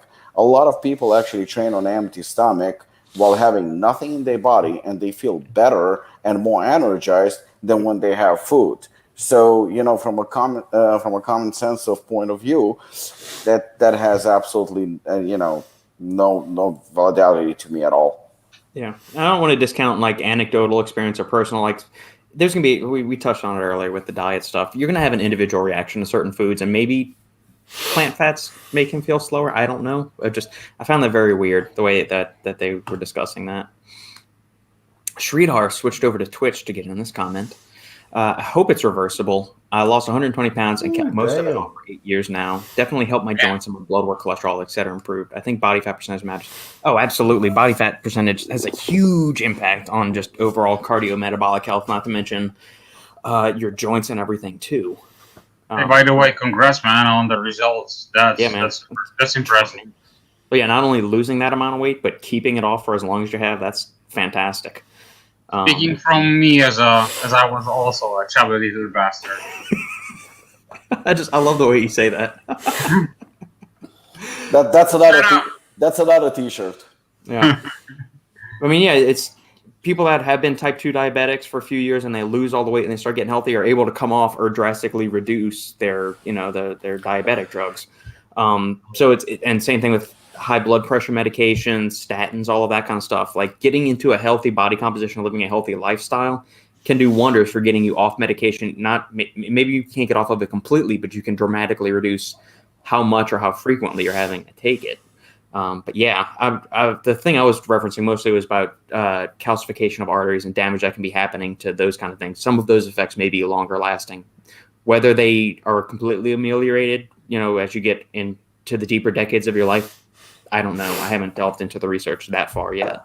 You know what? I'm sure that Marina also can recall it that, if you're like super overweight, you're taking like all different kinds of medicines. Yep. And you're taking medicines on top of medicines because one medicine is like helping to decrease the effects of other of the other medicine that is like neglecting you. So.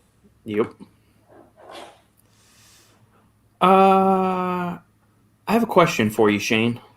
I was having some offline discussions with a few other gentlemen in the industry that you guys are quite familiar with. And the topic of compound solutions came up. They mentioned that Compound is not doing the BHB salts anymore. Go BHB is not on their website anymore. And you also don't see Vaso 6 on their website now. I don't know. Like I know y'all have the banner up for Pico 2. I know they removed Vaso 6 ages ago. Yeah, that's been off for a while now. But the Go BHB is a new thing that I haven't seen on there for a while. And now they've changed the logo for Pico 2. I don't know because they have that, and you have the Pico 2 banner on the site now. So I don't know is there anything you can give us insight in like what's going on with Compound, or are they pivoting directions? Like, because they used to be really heavy into sports nutrition. Now they've been the past couple of years. It's been much more heavily in like keto, MCT, gut health kind of thing. I mean, as far as I know, they're still very much sports nutrition, but I know that it's like any company, they're going to go or they're going to put more effort into areas where they're probably doing well. So it wouldn't surprise me if lifestyle, health, nutrition type ingredients are doing better for them, and things like Pico 2, and they did their core biome. Like I'm not too surprised that they still branch into that direction. But I mean, you can still get Teagreen, Dynamine, Pico 2, Go BHB. I don't know. Maybe there's something changed there. Besides logo, is there any change with Pico 2? Not that I know of. No, it still says 6 organic mushrooms, 2 clinical studies, 1 new logo. Then I had to have Justin explain to me what the hell IYKYK means. I have no idea what the hell that meant. He's so hot here. I'll pull it up so everybody knows what in the world I'm talking about. We were talking about this on the Bourbon Bros podcast the other day because we were just looking through Stacked at a few of the new product releases, and right here it says IYKYK. I had no idea what the fuck that meant. Justin says it meant if you know. Yeah, exactly. Oh, yeah. Yeah, I had no clue what the hell that meant. I was just guessing. I don't actually know, but yeah, I'm too stupid for this kind of shit. Yeah, I am too. That's why I needed somebody to explain it to me. This is something we had touched on in our group chat a week or two ago when it was first announced. But what?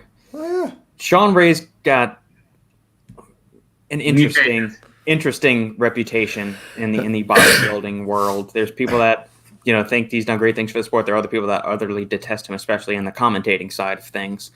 What do you think it does for his credibility? What do you think it does for Mutant's popularity and all of that, and helping boost the profile of the brand? Maybe.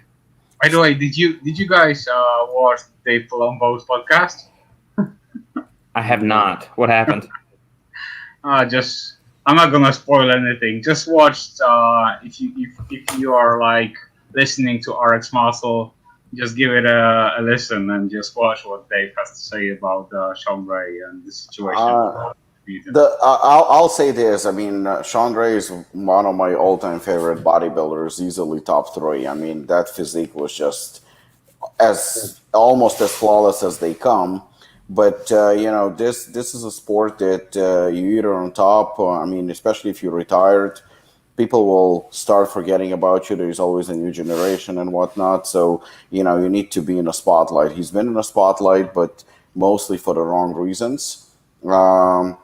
Not many people like him in the industry. So I think for him personally, I think that's a great move. Why? Because he's getting a paycheck. So how bad can it be? For the company, well, let's be honest. Mutant is not exactly, the most reputable company when it comes to products. They used to have Johnny Jackson up until recently. And I think that was great because Johnny Jackson is extremely well respected as an athlete, maybe not as accomplished as Shawn Ray, but extremely well respected. So I don't know the details. Yeah, Shawn Ray, Johnny Jackson actually was at Apollon yesterday. And he's extremely well respected athlete, just a great all around guy. I think for a brand like Mutant, that's a huge advantage considering that, again, let's be perfectly honest, their products are far from good. Well, yeah, this is their pre-workout, and it's that's caffeine and not much else. Yeah, they're not a very good brand. I mean, they're not a probably worse brand, but they just mainstream, cool marketing, cool logo, cool name, and all whatnot. But yeah, not exactly premium hardcore brand. Saying that, for Shawn Ray, I think it's a great move. Again, it's a paycheck, so why not? For the company, I don't think that hiring somebody who is not very well liked or respected, when you don't have already a well-respected brand at all, I don't think it adds to your credibility. Replacing Shawn Ray, who is very well accomplished, with Johnny Jackson, who is less accomplished but very much liked, they both retired, and Johnny Jackson is still competing. He's still, he just retired recently, but last year he competed, and at the age of 49, 50, he still looked very, very impressive and competitive. He's also very strong. I mean, he's the strongest bodybuilder in the world. He has his own powerlifting federation. He's very actively involved. Family guy, humble guy, hardworking guy. So you're replacing somebody like that with somebody that, let's face it, majority of people in the industry cannot stand, and for a very good reason. Somebody who comes off as jealous, somebody who is overweight, somebody who is not really maintaining the lifestyle that he's supposed to in terms of his physical appearance. He let himself go, so to speak. And a guy that's been a bitter bitch for the past couple of years, shitting on everybody, criticizing everybody, being openly jealous, and a complete fucking douchebag. I don't know, like, why would you align yourself with a guy like that? I was saying pretty mean. Hold on. You said you were a fan. I'm a fan of his physique. I think his physique is like probably, again, top 3 of all time. I loved his physique. I mean, he was absolutely incredible. But you know what? That brings me into conversation. Whoa. Top 3 all time? In my opinion, all time. Oh, Ronnie J. Dorian. So he surpasses. I prefer. No. You're talking about accomplishments as Mr. Olympia. I'm talking about physical perfection, symmetry, beauty, and all that. Mm-hmm. I think he was just very, very, very complete from head to toe. Top 5. For me, him, Kevin Levrone, that's already top 2. But like I said, it's for me. Me. So, my opinion, Shawn Ray and Kevin Levrone are definitely top 2. who is the biggest or the hardest or the greatest, that's a whole other topic.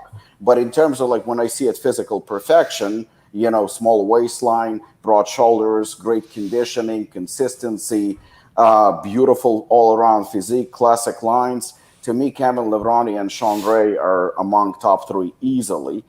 Yeah, I prefer them to Schwarzenegger any day of the week, both of them.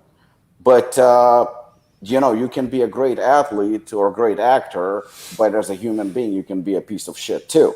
So he actually fits that profile. Great athlete, top 5 bodybuilder for 12 years. I mean, he plays top 5 in Olympia for 12 consecutive years. That is a serious accomplishment. Yeah. And he's never been really off. Even Dorian Yates been off, but Shawn Ray's never been off. He's always been on point with his conditioning.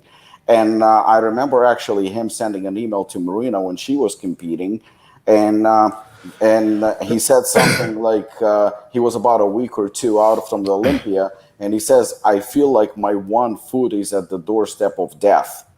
And that just should tell you like how seriously he was taking his preparation and all that. So as an athlete, whether somebody has him a top 3 or top 5 is irrelevant. The guy is absolutely phenomenal and more consistent than Phil Heath, in my opinion. And he's, and if you're taking the structure, Phil Heath had very, very, very, narrow shoulder clavicles. So, even though he had those 3D popping muscles, but when it comes to symmetry, I would still pick Shawn Ray. Just that, to me, that was beauty. I mean, the beauty about bodybuilding that today you rarely see. Again, the guy is an absolute piece of shit. I mean, and it's not even a matter of opinion. It's a matter of, history and how he conducts himself with other athletes and how he talks about other athletes and how he created drama and gossip and how many times he was caught lying openly. Why would you align yourself with such athlete just based on the fact that he is, a very accomplished, legendary bodybuilder from back in the day? To go back on what I tried to say was I'm very, very critical of sponsoring athletes because I think 99.9% of them worth dick. They're just terrible. Mm-hmm. And Shane will attest to it when I called him about Branch Warren and there was a possibility. He immediately said, jump on it. Perfect for Apollon, hardworking guy, well-respected. And that's the key, well-respected. I trained with him only 2 weeks ago. When he walks into the gym, he's not the same size. He's not the same guy. He is downsized. He's obviously retired for the past 5 or 6 years or whatnot. But the level of respect when that guy walks into the gym and when he trains, all eyes are on him and what he brings to the table as not just as listen, Shawn Ray, in my opinion, is a far superior genetically athlete than Branch Warren is. But when it comes to work ethics, when it comes to conducting himself as an athlete, as a professional, as a businessman, and how he is with his peers, then Branch Warren absolutely destroys Shawn Ray. He destroys him all around. Any brand would be very, very proud to be represented by him just because of that. So for a brand that is not really known for quality supplements, for a brand that had somebody of a level of Johnny Jackson, again, less accomplishments than Shawn Ray, far less, but extremely well respected and reputable, why would you replace somebody with a certified piece of shit? To me, that makes absolutely no sense. You're putting your brand, your reputation on the line, and you already don't have the best reputation with athletes when it comes to quality. Now you're actually hiring somebody who athletes despise. Do you think it's going to increase your sales? I don't think so. You're probably making a lot of money selling overseas because you have a cheap ass brand, but you're not going to really gain no added reputation or class to your brand by hiring somebody like that. So the verdict is Shawn Ray wins in this situation hands down, just another paycheck. Mutant, I think that they gain absolutely nothing. Their sales are not gonna increase because of Shawn Ray. The reputation of their brand's not gonna be elevated because of Shawn Ray. He brings absolutely nothing to the table, regardless that he is my top 3, bodybuilder of all time. Yeah. See, I kind of like it. I liked the move. Yeah. I thought it was because, to be honest, if they picked up someone like, I don't know, some young dude, like, let's just say, like, I know he's not available, like, if you picked up Callum von Moger, it would seem a bit, like, unfitting. Yeah, that doesn't Like, fit. Like, Mutant the has vibe always... I get from Callum is just like this, like, party boy that just, like, Yeah, super but, like, I'm immature just guy. saying, like new age guys, like, Yeah. they couldn't have picked a new age guy. They had Rich Piana at one point, they had Johnny Jackson. Maybe Nick Walker, you think? Or Ian No, I Valera? mean, he's obviously tied up with... Well, then yeah, I'm saying, but if he was Ian available, do you think he could Ian fit? might have made sense because he's Canadian and he was with ANS. But Yeah. but I'm like, because Old School Labs, they picked up what's that dude, Tom Platz, and they've done incredibly well from what I hear with him with that classic. But I don't necessarily think that they're picking up Shawn Ray for like what he's done commentary wise, what he's done magazine wise. They're picking him up for what he was. Like they're picking up that, and I think not most fans, I would imagine a lot of fans don't probably know him like Robert knows him. I think a lot of people will look at him how Robert likes to look at him. They're like, Shawn Ray, legendary bodybuilder, did this. I don't think, like, I know some bodybuilders and I wouldn't care what the hell they did outside of the stage. Yeah. But I think that's why it's probably the fit that they're going for, is they want that iconic, legendary bodybuilder, and they're just going to merge the two and see how it goes. Because Mutant has been around for a while and it is a very mainstream brand. Yeah. I mean, they don't compete in those big, like pre-workout categories so much. They haven't done a pre-workout for like 5 years, I think, or something. Yeah. But it's, I don't know, I kind of like the fit because it just would have seemed, again, it would have seemed weird if they went for someone younger. Like, and you don't really, I don't know if you wanted to pick up like an old bodybuilder or something like that, but it just seemed like an interesting fit. I think that I do see what you mean, but the problem is that I don't necessarily see Shawn Ray increasing sales or making a drastic impact on the company's popularity, because the thing is like, yeah, Callum probably doesn't fit, but he does have an insane following, and I'm pretty sure that he has an army of people that buy products because of him. Yeah. So they would definitely increase their sales with him. Even though, like I said, Tom Platz, that's actually a very interesting topic. Because I think Tom Platz would have been the same. I don't think they would have picked him up. I think Tom Platz would. I don't necessarily know if he would increase sales, but it brings that appearance, but he brings that feel, that vibe. That's what I think they were going for. The guy still is. I think he is probably late 60s, probably 70s. I don't know. He looks old. Yeah, he's still in pretty good shape for his age. When Branch Warren, I think, said recently that Tom Platz had the best legs of all times. I mean, Branch Warren is known for his legs. So when somebody like that says that you have the best legs of all time, that means that even they had a documentary where they had top bodybuilders that was around 90s, and they voice and they faces were blocked, and they were talking about steroids. Tom Platz was the only one in that interview who actually didn't have his face blocked, and I think he produced it as well. So all I'm saying is that Tom Platz has a fucking tremendous reputation. I don't know him personally, but he's so well respected, and Shawn Ray is not. And you're right. You have guys like me. If I take, if I put aside the fact that I don't like him as a person, and I just look at his physique, if you use his old photos and stuff like that, he's absolutely incredible. That's what I think it's, because they're not. It's kind of like how you said Tom Platz. Like, you don't know him personally. No one probably does, and no one cares if he's done anything between 2000s and whatever he's done. They're not caring about what he's done. They're caring about that iconic era. Yeah. And the knowledge. Same with Branch Warren. Like, you're not necessarily getting Branch for how he looks now. You're getting him for that reputation that he had and held for so long. Yeah. I think that's why I like the fit, because it's a nice classic. It's definitely not normal to pick up like a aged bodybuilder like from back then, but you don't see them promoting a picture with him now. It's all You see, like his classic pictures. there is something to it though, because I just don't think, I can't see it, and maybe I'm wrong. I just don't see Mutant, going from X revenue wise to Z because of Shawn Ray. I just don't see it. But I mean, I could be wrong. On the other hand, we had an all-star seminar in 2019, and clearly we didn't have it in 2020. And Robert was there, so we had like a bunch of well-known bodybuilders and athletes on a panel, and two of them were old-timers like Kevin Levrone and Rich Gaspari. But again, Rich hasn't competed in a million years. He's more known now probably for his supplement line than anything else. And Kevin is Kevin. They absolutely stole the show. The two of them, so people came up to me and like, why do you have the rest of these guys here? Juan Morel, who just won a show. I mean, he won a pro show. He was there, and he comes up to me and he goes like, I really did not need to be here. Nobody cared.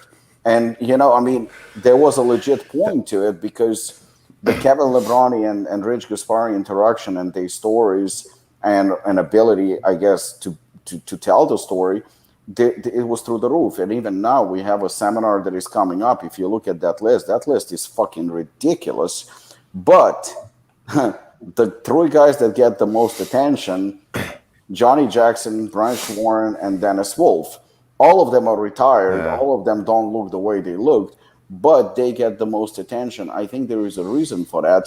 I mean, all three of them are very, very nice guys, and they bring something to the table. People are already asking me if they can work out with Branch and stuff. So I think that there is a certain reputation that comes with, when you're competing, regardless whether you like, for example, take Nick Walker, for example, right? I get along very well with him. He's always been nothing but respectful to me, but I know quite a few people that cannot stand him. I mean, including in my gym, some people just didn't like him. And with me, he's 100% fine. I never had a problem with him.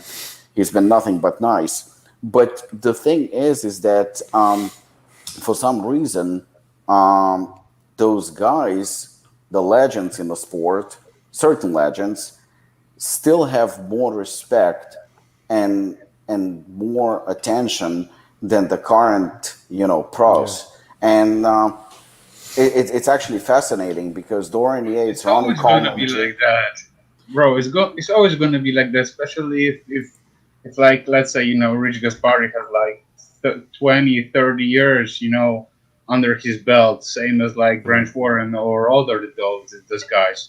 They already earned the respect. That's why they are like so popular, and that's why their names are all over the place. If someone is gonna ask you today, about, I don't know, Ronnie Coleman, Jay Cutler, and so on, everyone is just like shouting their name straight away, and they're like, yeah, these guys are awesome, these guys are amazing, these guys, put on some work into it. And I also just want to say one thing: just because these guys are retired doesn't mean they need to look like a water balloons, Because, for example, if you look at like, I don't know, let's say Jay, if you look at Branch, if you look at Johnny Jackson, they all look amazing, especially on their age, and they look like they lived. While if you look right now at Shawn Ray, it's like, dude, what happened to you? Too much potatoes or something? So, no. Like, I do understand what you're saying, but the thing is, it's not entirely accurate, because it not only depends on the physical appearance, it also depends on the personality. All I'm trying to say is that if you're representing a supplement brand, or you want to be like a face of the brand, or want to be like a major asset to the brand, you need to, put yourself into this category and just like, let's say, okay, if I'm a face of the brand, I need to put on some work, and not just like No, but personality will play a huge part, whether you like it or not. Because the thing is that if you look at some of the guys who are even legends of the sport or something like that, they not necessarily like a couple of years ago, I went to FIBO, and it was very, very interesting to see. You had a lot of athletes. Some of them were retired athletes, some of them were legends, and some of them were current champions. So when I went, the champion was still, because I believe it was 2017, the champion was Phil Heath. So here's the funny thing. Phil Heath had no line of people to meet him. Nobody. I mean, there were like maybe 5 people at the most that wanted to take a picture with him. Mm-hmm. But somebody like Marcus Rule, who he lives in Germany, so people would definitely see him more often. And the guy who, I think the only title he won was the New York Pro, and that's it. He didn't win like any major titles or was a top contender or something like that. Marcus Rule and Dorian Yates had these phenomenal lines. And actually, Shawn Ray was there too. And Shawn Ray barely had any people like to meet him. People like, take Fuad, for example. Fuad's podcast is very, very popular. And he actually, I would go and say that he's arguably more popular now than when he was competing. 100%. So I think the personality and how you conduct yourself, people will also pay attention to it. Rich Piana was a nobody. As an athlete, he was an absolute nobody.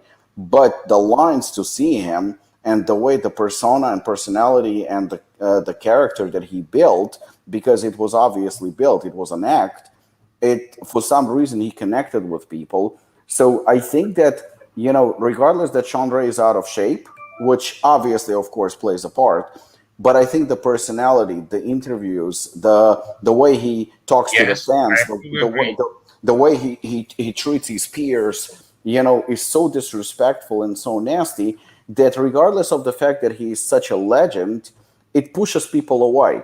It's like when you meet somebody in real life and you look up to that guy, he's a star or something, and then you meet him in person and for some reason he turns out to be the biggest douchebag, you look at him different. You look at him different and you lose respect, regardless of the fact that he's so accomplished. Mm-hmm. Phil Heath was, Phil Heath won the Olympia 7 times. 7 times is an insane number. But in terms of popularity with fans, and I'm not talking about his physique, I'm talking about his persona, he is nowhere near as well respected or loved, not even liked, loved, as Ronnie Coleman. Not even close. Oh, yeah. Correct. Okay? So Ronnie actually won, not just with his physique, but also with his personality, his heart, his work ethics, his persona in general. So I think that's also very, very important, like how we perceive things. And if somebody represents a company, then your physique or your ability to fight, whatever sport you play, is important. Obviously, it's very, very important. But it's also how you're engaging with, with your fans. I think that FIBO that you saw Phil Heath at, was that when he was with Ultimate Nutrition? Possibly. I don't remember. It was 2016 or 17. Yeah, because I remember I saw him with Muscle Tech, and his lines were out the door. He did a world tour to Australia, New Zealand. His lines were like fucking crazy. Shut up! Yeah, that was the beginning. In the beginning, those were quite recent. But the FIBO one was a bit tainted because if you remember, they charged, I think it was like $20 to get a photo. It was like they charged, so no one was going in. And I took a photo of it and I shared it on the stack because I was like, I thought it was so weird. Like I hadn't seen that before. Like, because I remember seeing Dexter Jackson and Phil Heath sitting there, and I was like, oh, why the fuck's no one going to see them? And I'm like, Phil Heath just won. And then further forward, there's a sign. And I think it was a price per person. It wasn't even for both. I can't remember. I know they were charging. They were charging, and I was like, what the fuck? Because there was a year where... Daddy! Yeah, dude. Talking. There was a year where I saw Lou... Shut up! There was an Olympia that I saw. Technical difficulties. I saw a Olympia where Lou Ferrigno was all the way at the back, and I was like, "Holy shit, that's Lou Ferrigno!" No one was lining up. Nobody. And it was like $40-$50 or something for a selfie. And I was like, Yeah, the but- fuck, man? I was about to go up to him, and I was like, oh, wait. No, I don't want to pay that money. I mean, I'd do it maybe for 5 or 10, not that money. Yeah. I can honestly say that, when it comes to like Ronnie, the lines to him every year at the FIBO. Yeah, but see, were, I've like, heard that. I remember seeing him It's in the ridiculous. US. In the US, he doesn't get that great of lines. No, Like the last Olympia I saw him at for Signature Series, it wasn't that big. But when you go to like international, like it's just fucking ridiculous. Shows From you how my- idiotic the average American is. That's you know that what? is. From my standpoint, because we are working with Ronnie Coleman on Signature Series for like many years now, and we had booths at the UK, at the Birmingham Expo, and also The at Throne. the FIBO. And the FIBO, and on both, the lines were like ridiculous. I remember like interactions of some She's people good who now. were like coming from Scotland and Ireland just to like meet Ronnie, shake his hand. That was like just insane. Yeah. So yeah, but as Robic said, I fully agree with him. As far as like the mentality and the vibe of the person matters a lot. Yeah. I guess it all depends on how the brand uses them. So it should be Yes. interesting to see Yes, how it that's goes. that's another aspect. That's another aspect.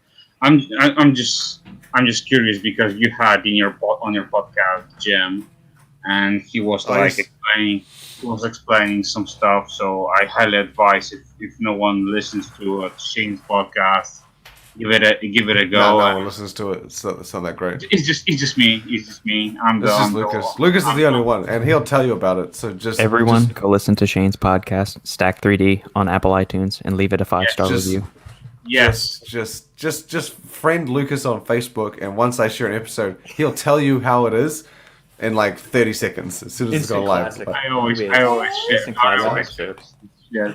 Ben Yeah. Arden cannot confirm nor deny that Compound Solutions is looking to find BHB to make truly their own property. Won't comment more than that because maybe they are finding a different source of BHB salts and they'll come out with a new name or something like that. Interesting. Thanks, Ben. And then Ben's got to get going. We'll listen to the rest on Spotify. Enjoy the weekend. Same to you, Ben. Thank you for tuning in and commenting. And if you listen to us on Spotify, leave us a damn review on Spotify. That helps us climb up in the almighty algorithm that dictates anything and everything to which we are exposed these days. Yeah. Brooke, that is ridiculous. Charging that much to the people who are your biggest supporters. yeah, I thought I it was remember- weird when I saw it. I remember Yeah. like At the same time, I mean, well, first off, they're already getting paid by the supplement brands to show up at those expos. That's in their contract to do that. I don't think it was so I that think- money would have been going to them though. I think that might have been going to Ultimate. I don't know Maybe. I because guess they were I- under Ultimate's booth. Yeah, that's true. I mean, Maybe in it's the hard for them past. to make back some of the expenses. Back in the days, you had the spread of the pictures. Mm-hmm.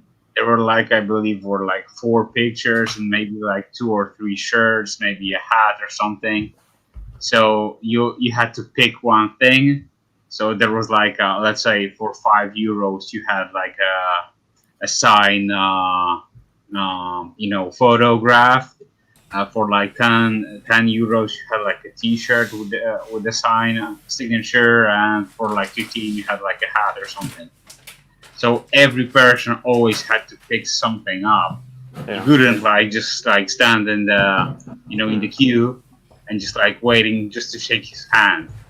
Every person had to pay. So and the money went directly to them. So Who was that? that was like back in the days.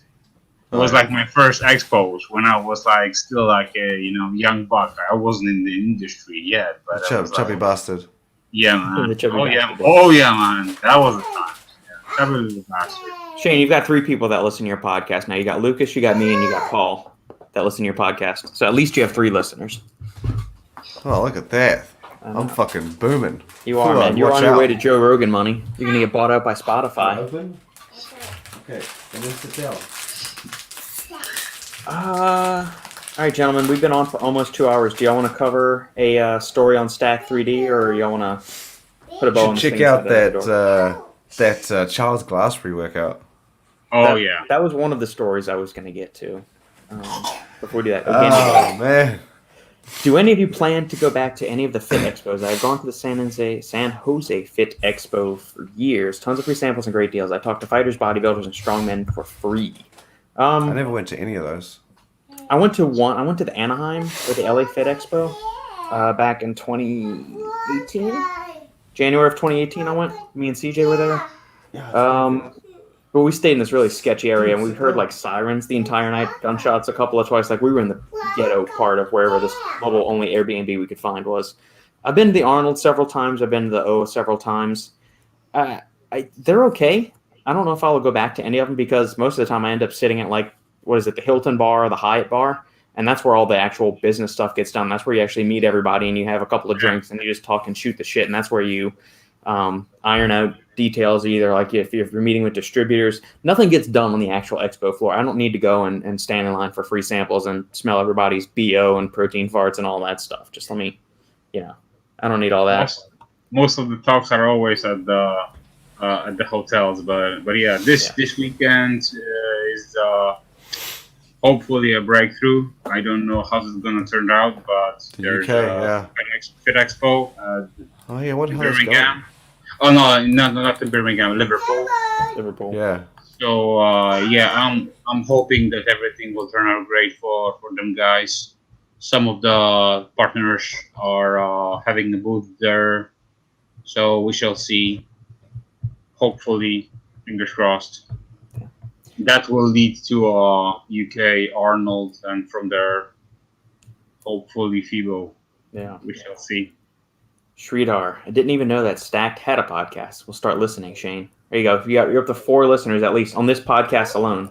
He hasn't listened to it yet. He might listen and be like, "This is shit. I'm not listening to this anymore." That's a shame. I'm listening. So it's 3 and a maybe. It's 3 and a maybe. 3 and a maybe. Okay, well, go send Shane an email after you listen to your first episode, Sridhar, and tell him what you think, and be as brutally honest as you can. Give me a review on iTunes, so it helps us in the almighty algorithms. There you go. Write in your comment section, I heard about this on the Final Scoop. Everybody else that reads this comment, go listen to the Final Scoop as well as Stat 3D podcast. That was funny. That was a good one. Bro. I was trying to remember what he said. Yeah. That's right. It's the algorithm. He's saying it so quick. The almighty algorithm that dictates anything and everything to which we Yeah, are I knew that. I knew there was a start. I knew there was more, but I was like, I can't remember the rest. There you go. We've had a bunch of people have talked to us about pre-phase before, and so I saw this, and I thought this was kind of interesting. Warning: high stim alert. I feel like we need to put that on Hooligan and Assassin Robbie. Warning: high stim alert. What do you guys think of this? Have y'all used pre-phase? I believe Brooke has used it before. Just on the outset, I like this lineup of ingredients, just from like the energy and focus side of stuff. I'm a fan of this. I used the first version. To be fair, this isn't replacing the regular pre-phase. This is replacing pre-phase remix, which I believe is their like special edition high stim spin-off. So pre-phase will stay. Stimmed up is replacing pre-phase remix. Oh my lord! Yeah, the cocobutyrol is good. I'd like the PEA to be a little bit higher, or have some kind of hordenine or some other kind of MAO inhibitor to help the feel-good things last a little bit longer in the body. Dendrobium, you never see that used anymore. Outside of like Man Sports is one of the only people I used to remember seeing that, but I haven't seen that used in a long time. And I think that's one of those ingredients, kind of like juniper berry extract, that it's got a lot of hype, but there's not a lot of substance showing it does much of anything. Dendrobium was supposed to like replace DMAA, right? Right. Yeah. Yeah, there's a good kick to it. Let's pull up the Charles Glass pre-workout. The thing is, see, Lukasz said to me, he's like, "Oh, Charles Glass has a pre-workout." I was like, "Oh, cool. I'll check it out." And so I started writing this before looking at the pre-workout. I didn't look at the pre-workout, right? The headline So told I- you everything. Has this, and it is It was surprisingly my main underdosed. It was my main intention, man. Could you have put, it is a steaming pile of dog shit? Could you have just put that in the headline instead? No. Be respectful. This is the godfather of bodybuilding here. Just to be clear with the listeners, when I send to a group chat the information about this pre, I only posted like 2 pictures. That's basically it. I didn't say anything else. And after that, like Shay said, "Oh, hell yeah, I'm all over it." The product is called All Natural Pre-Workout, and it is a stimulant-fueled pre-workout. However, it is one of the lightest dosed products we've seen in the highly competitive category in many years. Let's see if it actually is all natural. What are the ingredients? Beetroot powder, grape skin extract. Okay, so all right, yeah, they can go for the all natural claim. The funniest thing I saw on this was the beta alanine dose. Yes. And I've seen so many comments since. I was like, oh cool, they transparently dose beta alanine. Again, I don't read past what I'm reading. I was like, oh cool, what's the beta alanine dose? And I was like, wait, what the fuck? It says beta alanine twice. Yeah. It says that. That's the cross on the beta-alanine. 6 grams. Usually you have 2.5 to 3 grams for flavoring. So we've got, maybe 3 other grams of actives here. This, I don't even know where to begin. I mean, why the fuck do you have lactose spore in your pre-workout? That's for y'all don't know out there. It's a probiotics complex to support digestion and things like that. Alpha lipoic acid. Why the fuck is that in there? This and pancreolipase. So lipase is an enzyme that helps break down fats. Milk thistle extract. For liver health, and acetylcysteine for liver health and nitric oxide support. A digestive enzyme blend. Again, so we have a digestive enzyme blend here, and then we have another digestive enzyme, and then we have a probiotics blend right here. This is an embarrassment to the supplement industry. I hope this thing fails. I hope the product and the company go belly up, or they immediately pull it off the shelves like your boy G-Shred did with his fat burner, discounted it and said, I'm going to do something better. Because this is a fucking farce of a supplement. This is god-awful. It's horrendous. It's not even worth the paper and the package that it's packaged in. It's shit. It sucks. I remember. Wait. You said. But you know what? If you pay me $1,500, I'll pay and say it's great, and I'll write a blog post and a video for it. Well, you said you hope it fails. You Yes. think there is any chance that this survives? I mean, this is. Just so Glass is you really know, popular and this respected in isn't the new. bodybuilding industry. This has been around for I didn't know when it was launched, but when Lukasz shared it, I was like, oh, it must be new. And then I did a little bit of research. I think it's been around for about a year or 2. You know what? Fucking There dog was shit. actually on Shane's post. There was Steve Calabrese comment that I actually had to reply to, and where he basically defended Charles Glass indirectly, blaming this on a typical manufacturer's fault, where manufacturer actually pushed him to do this, and this is. Such a pile of shit. This is not just Steve Calabrese. This is a general observation. When are we going to stop pretending and justifying shit like this, saying that, just because it's a godfather of bodybuilding or grandmother of bodybuilding or whatever it is, releases a supplement, and all of a sudden we have to defend it saying that it's good. There are so many athletes, legends of the sports, trainers, who are releasing an absolute garbage. This is not even a bad product, because this would be an insult to a bad product. I mean, we see a lot of bad products. This is not bad. This is not.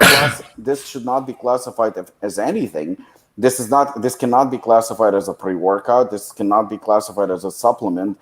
This is, like you said. I mean, and the only proper analogy would be, or it's dog shit. This is something really, really, really bad. I just realized there's no closing bracket after ashwagandha. You're spitting. no You're bracket spitting in here. consumers' face. Tyrosine is misspelled. There's no dosage on beta alanine. I mean, there are multiple. The beta alanine errors is on beta this alanine. label. I don't understand. How do you not get that? The beta alanine is dosed at beta alanine. Beta-alanine. My only thing is It's that not wrong. It's the perfect You know- dose of beta-alanine. you know what? Yeah. If it's in sachets, I think that they're like aiming for energy drink or something. No one. No. Look. But still, No if- one's aiming Bro, for anything. Monster kicks ass. This formula. Pure and simple. You're not. I understand how that, like, because I saw someone say that they're like, oh, the manufacturer's probably like, hey, do you want to make $50 per tub or $40 per tub or whatever the fuck it is? And it's like, oh yeah, sweet. Here's a pre-workout. See, if someone came to me, and you could make the argument, you could say, oh, manufacturer's fault. They pushed it on them, whatever, blah blah blah. If someone came to me and said, hey, Shane, do you want a stacked vegetable knife? I'd be like, that doesn't sound bad. I could make like $10 a knife. That sounds pretty cool. And he'd be like, here's the knife. And I was like, whoa. I need to learn more about said knives, right? I'm not going to just throw my money and have some random fucking knife represent my brand. I don't know shit about vegetable knives. Other people will. And I don't want those other people not knowing stack to have a bad perception on it. He should have looked into this. He should have, like, surely he could have been like, yeah, cool, put it straight through, right? And it's been on the market for over a year. It's been on the market. It's been around for a while, so it's not like it's kind of brand new. But you can't write it off and say, oh, the manufacturer forced it on them, because then you're basically admitting that the product sucks balls, and he's not openly saying it sucks. Read the description. He's not saying that. So it's and he's had a year to potentially change it if someone did tell him it sucked balls, but he didn't. So there's no excuse really to be doing anything like this. Even if you can have an excuse and say it's the manufacturer's fault, by now someone would have told him and it hasn't changed. I would love to see a review on this. I would love to see someone try this. Depends on how much you get paid, Shane. No. I would love to just hear. take I the would review. love to hear like a child's glass, because obviously it sells. He probably sells it to some people, Yeah. to a few people. He's probably Robic, got a I good dare following. you. But here we go. L-citrulline. It's a substance. It's not just an amino acid. It's a substance called a non-essential amino acid. So is L-arginine a substance called an amino acid, arginine? Oh man, this. But do you really think that whoever buys this crap will read this? No, vitamin D supports the health of the brain. That's not the first thing that jumps to mind when I think of vitamin D, but The okay. interesting thing is, I didn't read this description. How much When you go vitamin it When has? you go through all these descriptions, they're all written in a very different way. Some are just flat out statements. Some of them are like sentences. Some of them are descriptions. This is why you hire Like- somebody decent to write your product pages. This is support D, like vitamin D, support the health of the brain. And then Yeah. L-citrulline is a full sentence. And L-arginine has like a hyphen into a description. Yeah, this is. Taurine increases the action of insulin, improving glucose tolerance and acting as an antioxidant. Yeah, but in which dose, bro? I think taurine's transparently dosed, is it not? I think it is. Yeah, Sure. all like 200 micrograms of it. 250 Yeah, see, milligrams. 250. That's not bad. The leucine, 100 Come milligrams. on, man. Yeah, it's only a Okay. tenth of like the actually effective dose. I mean, if you're comparing it to beta-alanine, it's not bad. Dude, we have the perfect dose of beta-alanine. It's so perfect we can't even tell you. It's a trade secret, Robbie. Jesus. I mean, this The is thing, the thing is even if this was dosed 10 times or 5 times, whatever these amounts were, I also liked the carbohydrates. There's just one carbohydrate. This one. carbohydrates. No grams. It's just one carbohydrate. And 10 sodium, not milligrams, micrograms. There's 10 sodiums and 1 carbohydrate. Please yeah, but don't, like please don't this- buy this, people. What's the The price? small- What's the price of it? 36 36? bucks for 30 servings. I like how they stuck with the old school 30 instead of going for the 20. You know, Yeah. it's respect. Yeah, I mean, 50 servings on this would still be under $5. And it comes in stick packs as well. Nah, but seriously, how much money costs to produce this kind of thing? Here's the important thing. $3, Their man. product is scientifically backed to give you just the right amount of energy to maximize your workout without burning out your adrenal glands. Oh wow, that's good to know. What's the caffeine in this? I thought it was really low. 100 milligrams. They're not wrong. Then you're not going to burn your adrenal glands. Assuming you can actually burn out your adrenal glands. Yeah. My God. I don't know if it's the right amount of energy though. I feel like that's subjective. How can you put your name? But see, this is my thing. If someone came to me with anything and says, "Hey, this is going to be stacks or whatever," same with Robic. If someone said, "Hey, Robic, we're going to do barbecue sauce," but you're not going to taste it. We're going to put it together. It's just going to go straight to market, and you're never going to even touch it. Robic wouldn't do that. I wouldn't do that, and I thought Charles Glass wouldn't do that. Yeah.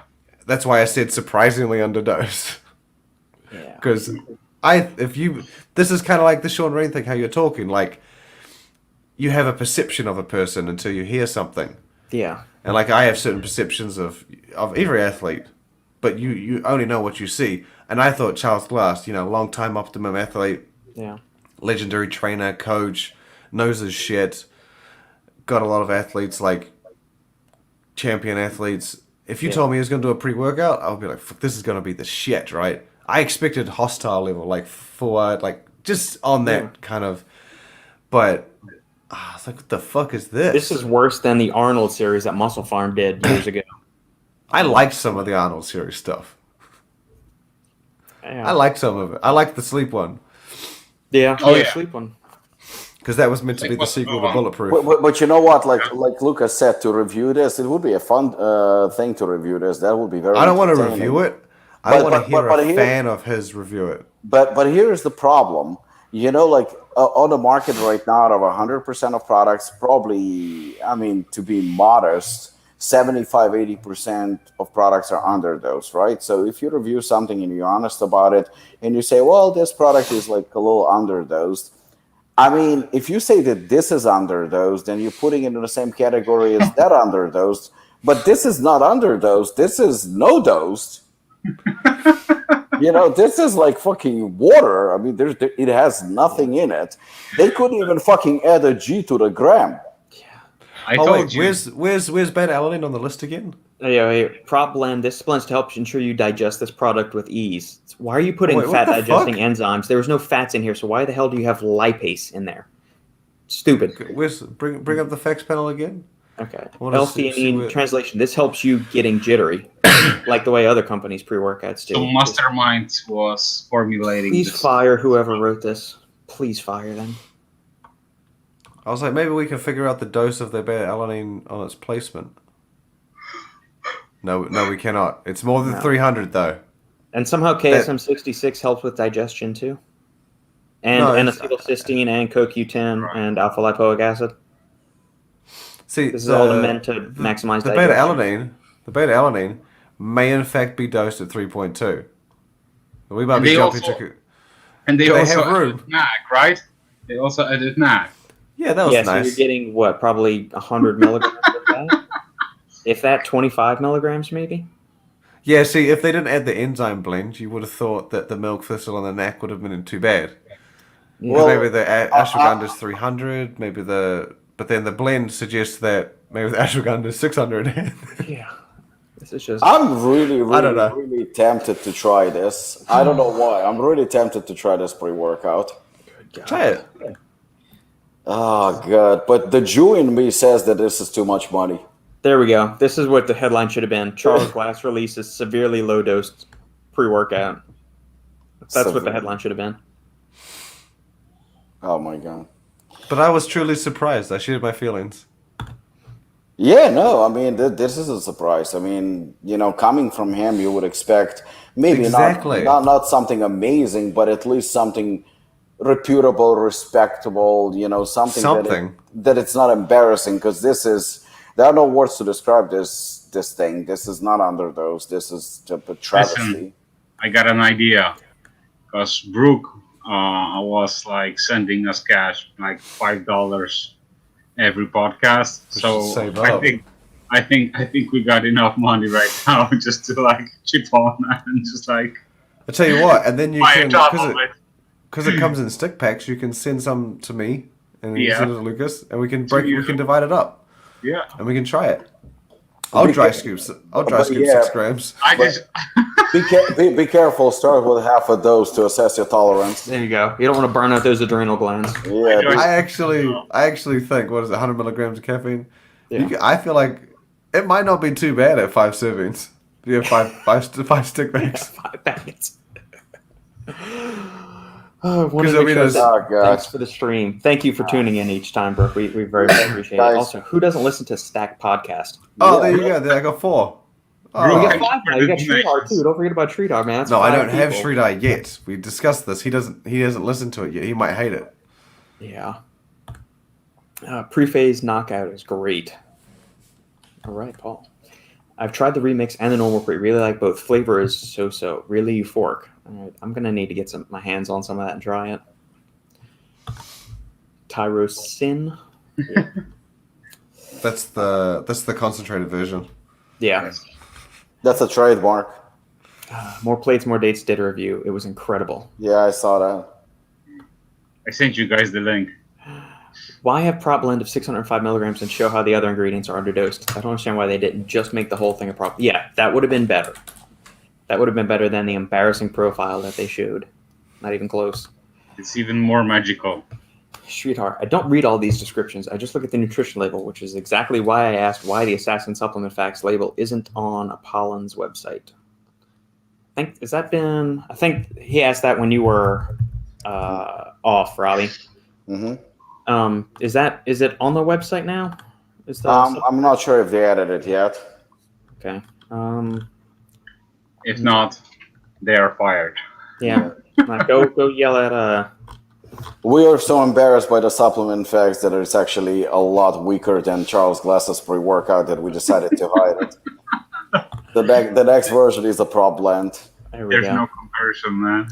I don't think anyone can compare it to Charles Glass. Is the beta-alanine? That's the question. You know what? You know what you should do? You should give the formula of the Charles Glass to Carolina and said, "Here, there's another assassin." I think one fucking container of Assassin costs more to manufacture than his entire life. I mean, it's I have a better comment that I'm going to save for after this podcast because I don't really think it needs to be made public. I'm going to tell y'all something after the podcast. All right. about an idea I think we could do. Guys, I have to run for the dinner party for Marina and Jessica because it's a long drive, so I have to leave in 2 minutes. So have a good one. I'll talk to you soon.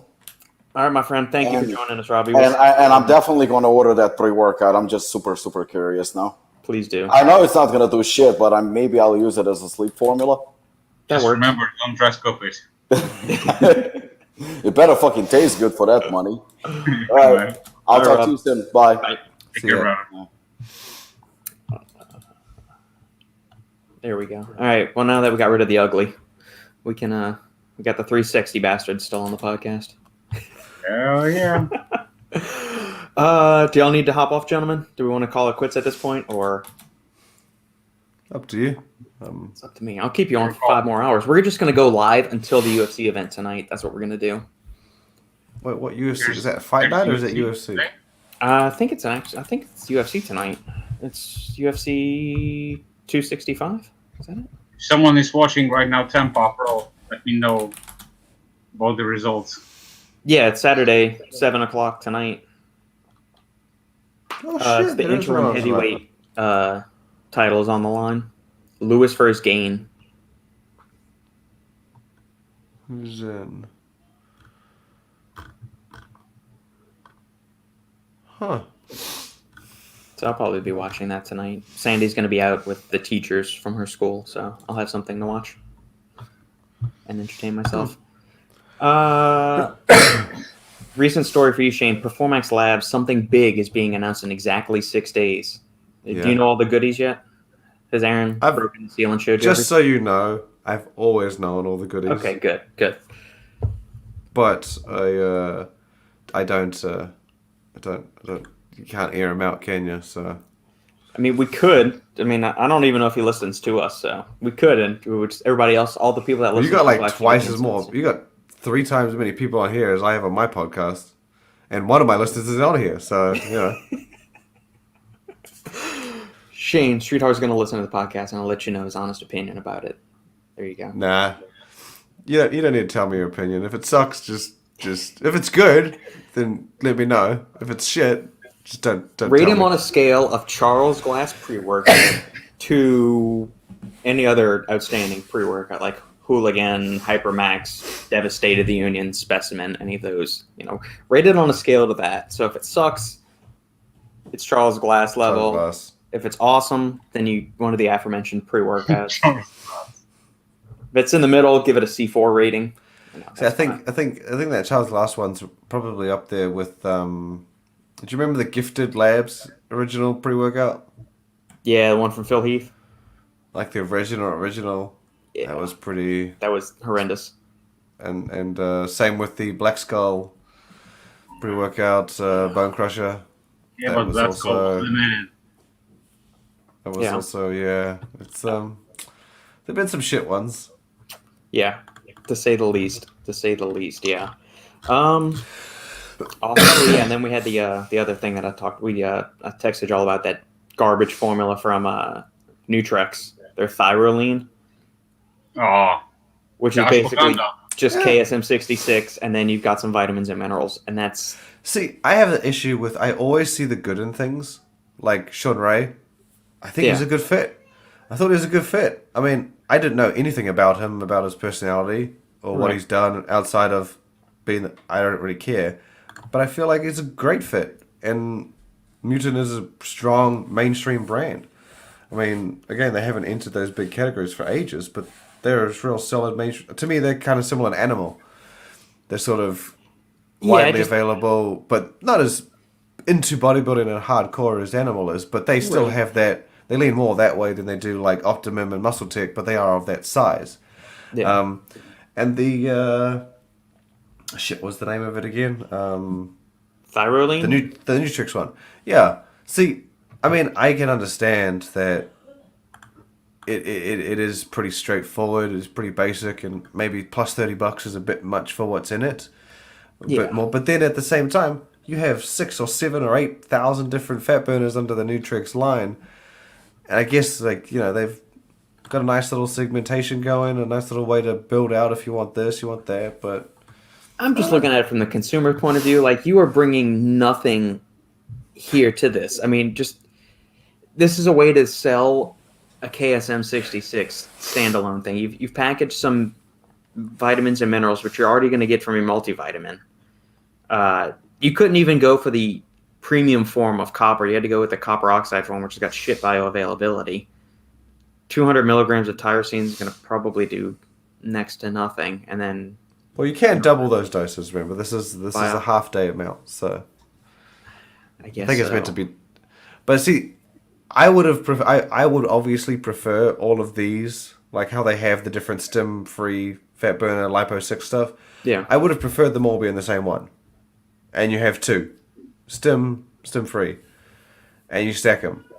But if you were going to do it the way they did it, I guess they're doing it how, like if you want to start breaking it up into stim-free, stimulant for her, and a ashwagandha-based one, you've got all these different kind of segmented versions. I guess this is how you would do it. I would prefer them all be put in the same one, but if you're not going to put 3 supplements in one and going to sell them separately, I guess this does make sense as to how they would break it up. That's why I'm kind of like, I see the good in everything. Yeah. Are people Makes from New sense. Zealand just naturally just nicer and not as, I don't know, pessimistic or Yeah, they are. sometimes? I think maybe we are. I don't know. Nikki's pretty harsh sometimes, though. Is she? So, not necessarily me. Maybe it's just me. I don't know. Okay. I think a lot of people from New Zealand are nice. Nikki's much, much harsher than me. I tell you right now, if she wrote the headline for the Charles Glass one, there would have been profanity at least twice. Can you start approving the headlines for the website? She wouldn't even need to understand it. I'd just be like, look, it's really shit. And then she'd be like, that's what you need to say then. It's shit. There you go. Oh, yeah, this was, I don't know. Have either of y'all tried these, the MREs from Redcon? I have not tried any of them. They're Not good. yet. For considering it's from the US, and I don't mean that in a bad way, like a lot of the I know I US preface shit. that. I say things. It's kind of like I said this to Robert the other day. He's like, "Oh, yeah, I'm pretty nice." It's like, but I'm like, you always lead into things being like, "I don't want to offend," and then you proceed to offend. Right. And I'm like, the protein RTDs in the US are not that great. Like they're pretty much kind of the same. The muscle milks, I can't even remember some of the other ones. They're all have that same kind of taste to them. So compared to the rest of the market, I consider the MRE one of the best I've had in the US by far. It's just, but then if you start talking about the Carb Killer shake, the Bear Bell shake, Pro brands. pretty much, pro brands like in Europe it's lights out. Grenade. It's lights out, guys. Okay. You got some work to do. That's what I'm saying. Oh yeah. But they try. Joint support. Might be interesting to see what Marky Mark can come up with here. Poorly, but they try. Curious to see what the formula actually looks like. I mean, all these ingredients are good, but what's the dosages and what's the forms of them going to be? Oh, it's in there. It's in the story. All the dosages are? I think so. Boswellia at 100, sodium hyaluronic, that's hyaluronic acid. I'd like to see that a smidge higher, maybe. That's not going to do much of anything. The MSM was a bit odd. Yeah. The glucosamine's fine. Yeah, glucosamine's a solid dosage. Turmeric, depending on what form they're using, but then again, that's still, you still want like 350 to 500 milligrams of it. For a mainstream brand, though, it's Tell you what, Lucas, I almost shit my pants. I thought there was a fucking ghost behind you. If you look at Lucas to his left, it looks like a face, and then there's someone like kind of creeping up on him. Yeah, I was like, holy shit, what the fuck is that? Oh, it's your head. Your head's making it look like someone's going like this, like creeping up on you. Jesus Christ. Fuck. Yeah. Yes, we still do need to watch The Hunt, Brooke. But Sandy and I did watch Jolt, and that was good mindless entertainment. That was all well and good. We did enjoy Jolt for a mindless action movie. And I like Kate Beckinsale. I always liked her in the Underworld movies. She was good in those. Quick question, again regarding nootropics. Ninja, and also, since Shane has the goodies, when is Roberts being released? I'm still waiting on the... That's a while, that one, isn't it? Huh? Oh, wait, I thought you were talking about fucking Robex. My bad, don't worry. Oh no, the one that I sent Brooke some samples of. That's one's coming out under Condemned Labs. We beta tested the samples from manufacturer number 2. I've got a call this week with Mike at Condemned Labs, and we're going to figure out when we're cutting those because we've got 5 or 6 other formulas that are getting quoted right now too. So there's going to be a bunch of stuff rolling out from Condemned and the Condemned family very quickly. And then the new Ninja Nootropic, Sandy's run that with a few of her coworkers this past week. The first day you use it, your brain is on fire. You're going crazy. You're super locked in. You're getting a ton of shit done. Feel good basically all day long, like 6 to 8 hours. You're just flying, very productive, really zoned in. But the second day, the effects are substantially not different, but they're definitely not as powerful. Like you don't get that really sharp, acute increase in energy, heightened mental focus, increased mood, euphoria, all that stuff. It's very much tampered. So Sandy and all of her coworkers, and pretty much this reaction was across the board. That none of them knew what they were taking either. So Monday was phenomenal. Tuesday was kind of The rest of them took off Wednesday and Thursday, and then they took it again on Friday, and bam, the effects were the exact same as they felt as far as energy, mood, focus, just well-being, all that stuff is the same as Monday. So this kind of goes to what we say a lot of the times, especially with like pre-workouts and nootropics, rotate your things. So take it once, give it a couple of days off, take it again, unless it's an ingredient like lion's mane, bacopa monieri, stuff like that you can contain over and over and over again. So, yeah. Have you tried have the Ninja people sent you anything, Shane? They have, yeah. Okay, have you tried any of it yet? I'm waiting to forward it on. You're waiting to forward it on? It's in the US, so it's... Oh, okay. Okay, I got you. I have an address that basically collects things up, and then when it hits $500, that's when I ship it over. There you go. Shane, do you use a nightlight? What, to go to sleep or what? Yeah. Maybe it means Lukasz? Paul, do you mean Lukasz? Does Lukasz use a nightlight? I bet too. He's got 2 lights on right now. Oh. Jolt was ridiculous. I don't think Kate ages like a normal human. No, she still looks the same because I think the first Underworld movie was 2003, 2004, and she still looks the same. So, all right, gentlemen. I think I've abused you all for long enough. I'll let. I know it's getting dark 30 in Poland, so Lukasz is probably ready to go to sleep. Yeah. All right, my friends. Thank you for your time this week. For all the listeners tuning in on the live stream, if you enjoy what we're doing, make sure to like, comment, subscribe, share the video with family, friends, and loved ones. Make sure you subscribe to Stack 3D podcast as well. Sign up for notifications on stack3d.com as well. Allow the notifications to be forwarded to your email. Sign up for the newsletter. Don't block it like Robert. Don't block it. Hey, you know what? I actually did. I went back and signed up for it, so I did. You don't need to lie to me. It's okay. No, Lukasz was this was 2 weeks ago when you were off the podcast. He did. Lukasz actually saw me do it. I have a witness. He did. I have a witness now. I'm not gonna fucking know anyway. It's not gonna matter. What the fuck do you care? Oh, all right, my friends. Have a good one. We'll do this again. I'm sure we'll be texting back and forth soon. Amen. Appreciate. Forgot to mention to use Final Scoop code. Thank you, Sridhar. If you want to use any Apollon Nutrition goodies, use the code Final Scoop or just click the link down below in the comments section. And thank you all. We appreciate it. And we will see you all again next time on the Final Scoop.